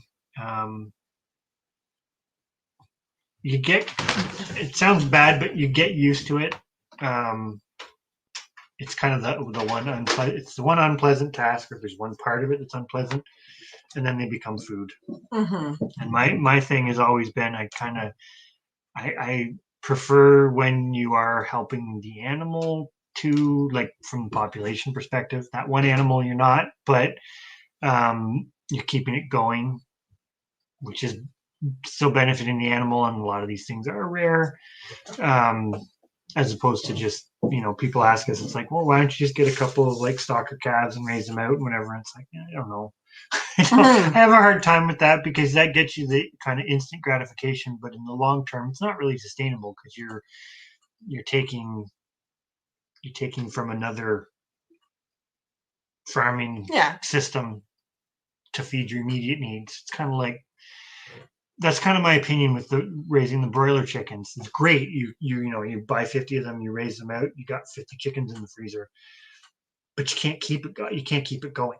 So you're constantly dependent on buying those chicks every year to do that, as opposed to our Chanticleers, where if our six hens hatch out 60 chicks, we just did the same thing, but we can do that year after year after year after year after year after year, right? And that's where my mind goes, and I know that's not where most people's minds go with the butchering stuff, but that's where in the back of my mind I feel better about the butchering, because at the end of the day, the population as a whole benefits.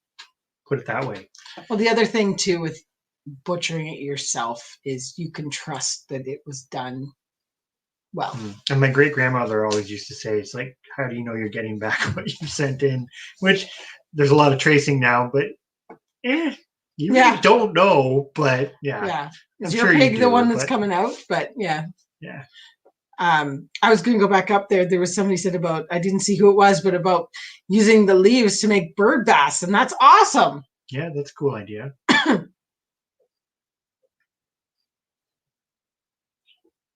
Yeah, that's fair. It's completely fair.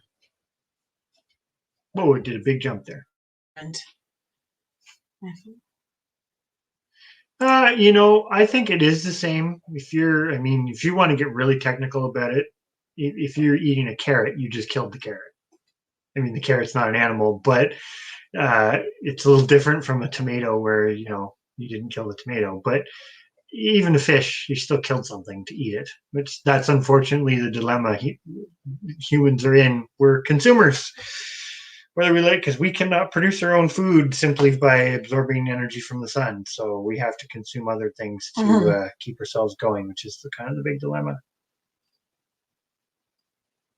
Yeah, but that's true. Yeah, you're doing it well, quick, and humanely. Well, that I would say is, I will admit you're the one who gets to do all that part, but I do have to say that Chris is very good at it. I mean, not that I've seen a lot of people do it, but it is. I've watched YouTube videos that scare me and I'm not talking like the Scary Humane Society videos. I'm talking people's homestead videos where they've tried to kill their chicken and it didn't go well. You shouldn't be showing that on YouTube. And I understand people need to learn, but yeah, there's definitely something to be said about doing it well and, like you said, quickly and humanely. Mm-hmm. That's really cool, Homestead Grace, about the family history there in the Durocs. That's neat. That's really cool. Stuff like that's always interesting. But I've got something sort of similar. My grandfather had, I don't know what the lines would be now, but he started. They didn't stick with it, but he started dairy farming before the quota system came into Ontario, and he had some really top end Holsteins for the day. I mean, those bloodlines are probably they're long gone now. But yeah, it's interesting. It's something to be kind of, I don't know, proud of, really. Mm-hmm. But yeah, you're kind of right, Bettina. Once it's a carcass, it's food. Yeah. As bad as that sounds. How's that for a sort of doomy, gloomy sounding thing? Well, no, but it's like at that point you're not going to waste it.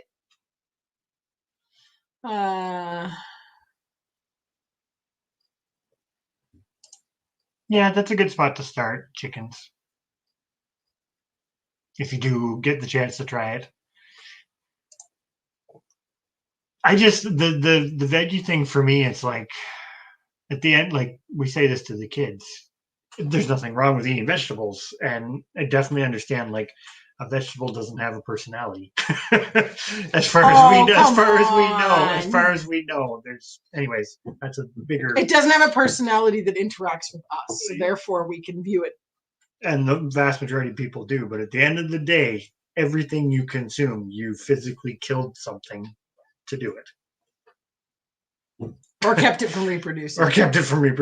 Yeah. And in the case of plants, that's part of the trick, right? That's why they have fruit. Because they're tricking you into doing something. Yeah. But anyways. Which is there's a whole nother thought about domesticated animals. It's like the chicken thing. There is a symbiotic relationship there, even though in modern times we've taken it a lot further. We didn't just go out into the forest and grab the chicken and domesticate it. There's a bit of a back and forth there where the chicken still benefits. The chicken has spread all around the world. So from a biological perspective, the chicken has done awesome as compared to all of its other relatives. Well, and it's a case of you give that animal the best life that they could have while they have it. Mm-hmm. That's the important part. At least that's how I feel about it, is you make sure that they've lived their best life. Mm-hmm.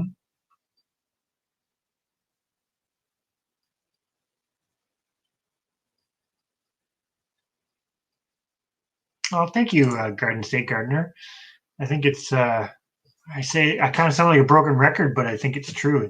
There's always a lot of good conversation going on. Mm-hmm. And that's why I sometimes get behind in the chat. So I apologize as always, but I wanna see the conversation because. Oh, but Tina's getting all in depth here today. Holy. I think I might have missed some of it, but yeah, you've kind of skipped ahead. You missed some up ahead above it. She was talking about the pigs and the sheep. Yeah. But yeah, I think that's what they do at the butcher too. The bulk kind, yeah. Yeah. Quick. That's sort of the.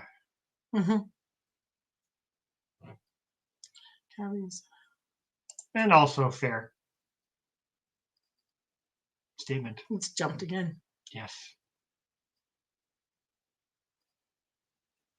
There's fruitarians? Really? Good night, Patty. Thank you very much for coming in. We should go to bed too, so I think we're going to say that we're going to bed. We're going to get to the bottom of the chat, and then we are going to say good night because it is 12:14. So otherwise we'll be like 1 a.m. Yeah. But yes, I did not know there was fruitarians. Huh. And good night, Indiana Backyard Gardener. Yes. We are going to head out too. We're just going to keep reiterating that as people tell us that they're going to bed because we're going to do the same.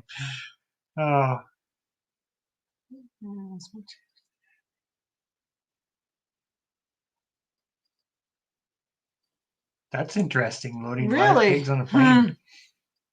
I didn't know that. I guess they do transport them, right? Because don't our pigs go to places like China and stuff like that to be butchered? They wouldn't probably go on a plane, I wouldn't think. But I don't know. What was it? What were they talking about? Was it your dad talking about the boat that got on the canal there? Where the boat got wedged across, and there was a container ship full of cattle right behind it that was stuck there, and they couldn't unload them, so they just Nah, not pretty. Give it the best life until its last day. Exactly. We always say you just make sure it only has one bad day, and really it only has one bad minute. Not even. Well, that's the plan. Yeah.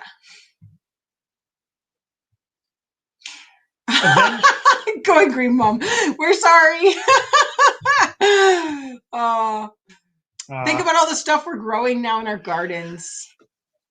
Yeah, it's spring, and that's the positive part because there's a lot of garden stuff to really get into. Like we're looking forward to all the cat. She's bumping everything and getting into the way. She's like, it's time for bed. She's like, come on, we're supposed to be snuggling. But we're looking forward to the gardening stuff. It's kind of, I don't know. The plants are funny because we plant it, and you think about it, and you collect all the seeds and stuff, and then it all happens so fast. It just seems like a blur. And then all of a sudden, you've got big plants outside that you're harvesting from. Like it goes by so quick. They go from being little to big so quickly. But on a positive note, I had to break down and cut the grass today. And then you fed it to the cows. And then I fed it to the cows and the piggies. Good night, Chris's Clever Craft. We are going to leave too.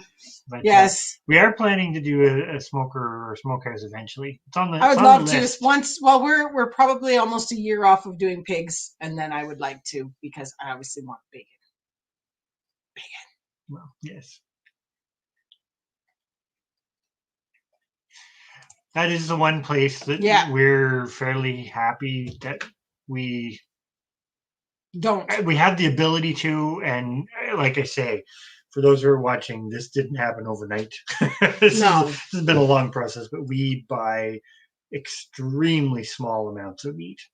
And usually it's for variety, i.e. if we don't have beef right now.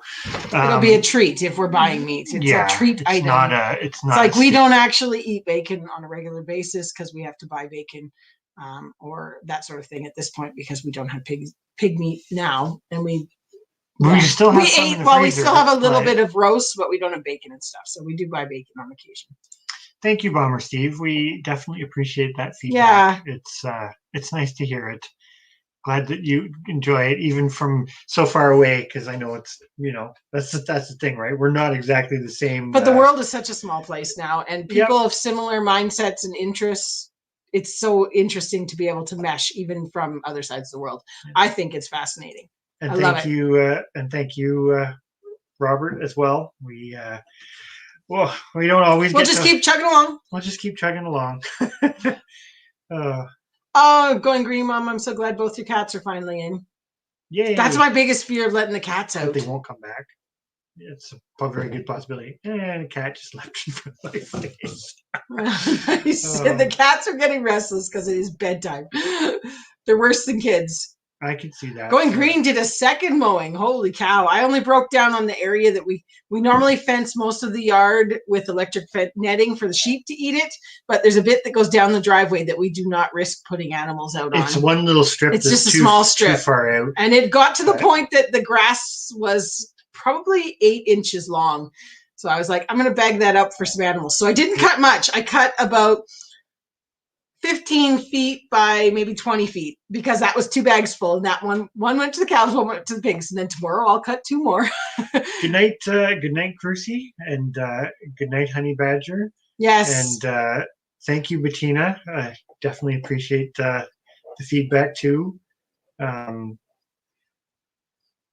I guess we are kitchen table atmosphere. Yes. Yes, we are literally sitting at the kitchen table. And that's exactly what this cat is saying. She's like, I want to go to bed and you're not there yet. So now we're going to start causing issues. Yeah, we're going to say goodnight.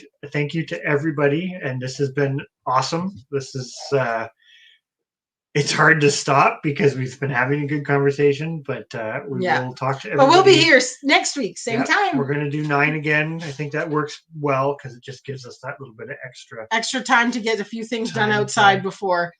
But I hope everybody has a fantastic morning now. Yeah, it's morning. Well, morning for us. I know not everybody's in Eastern time zone, but I hope everybody has a great day tomorrow. And stay safe.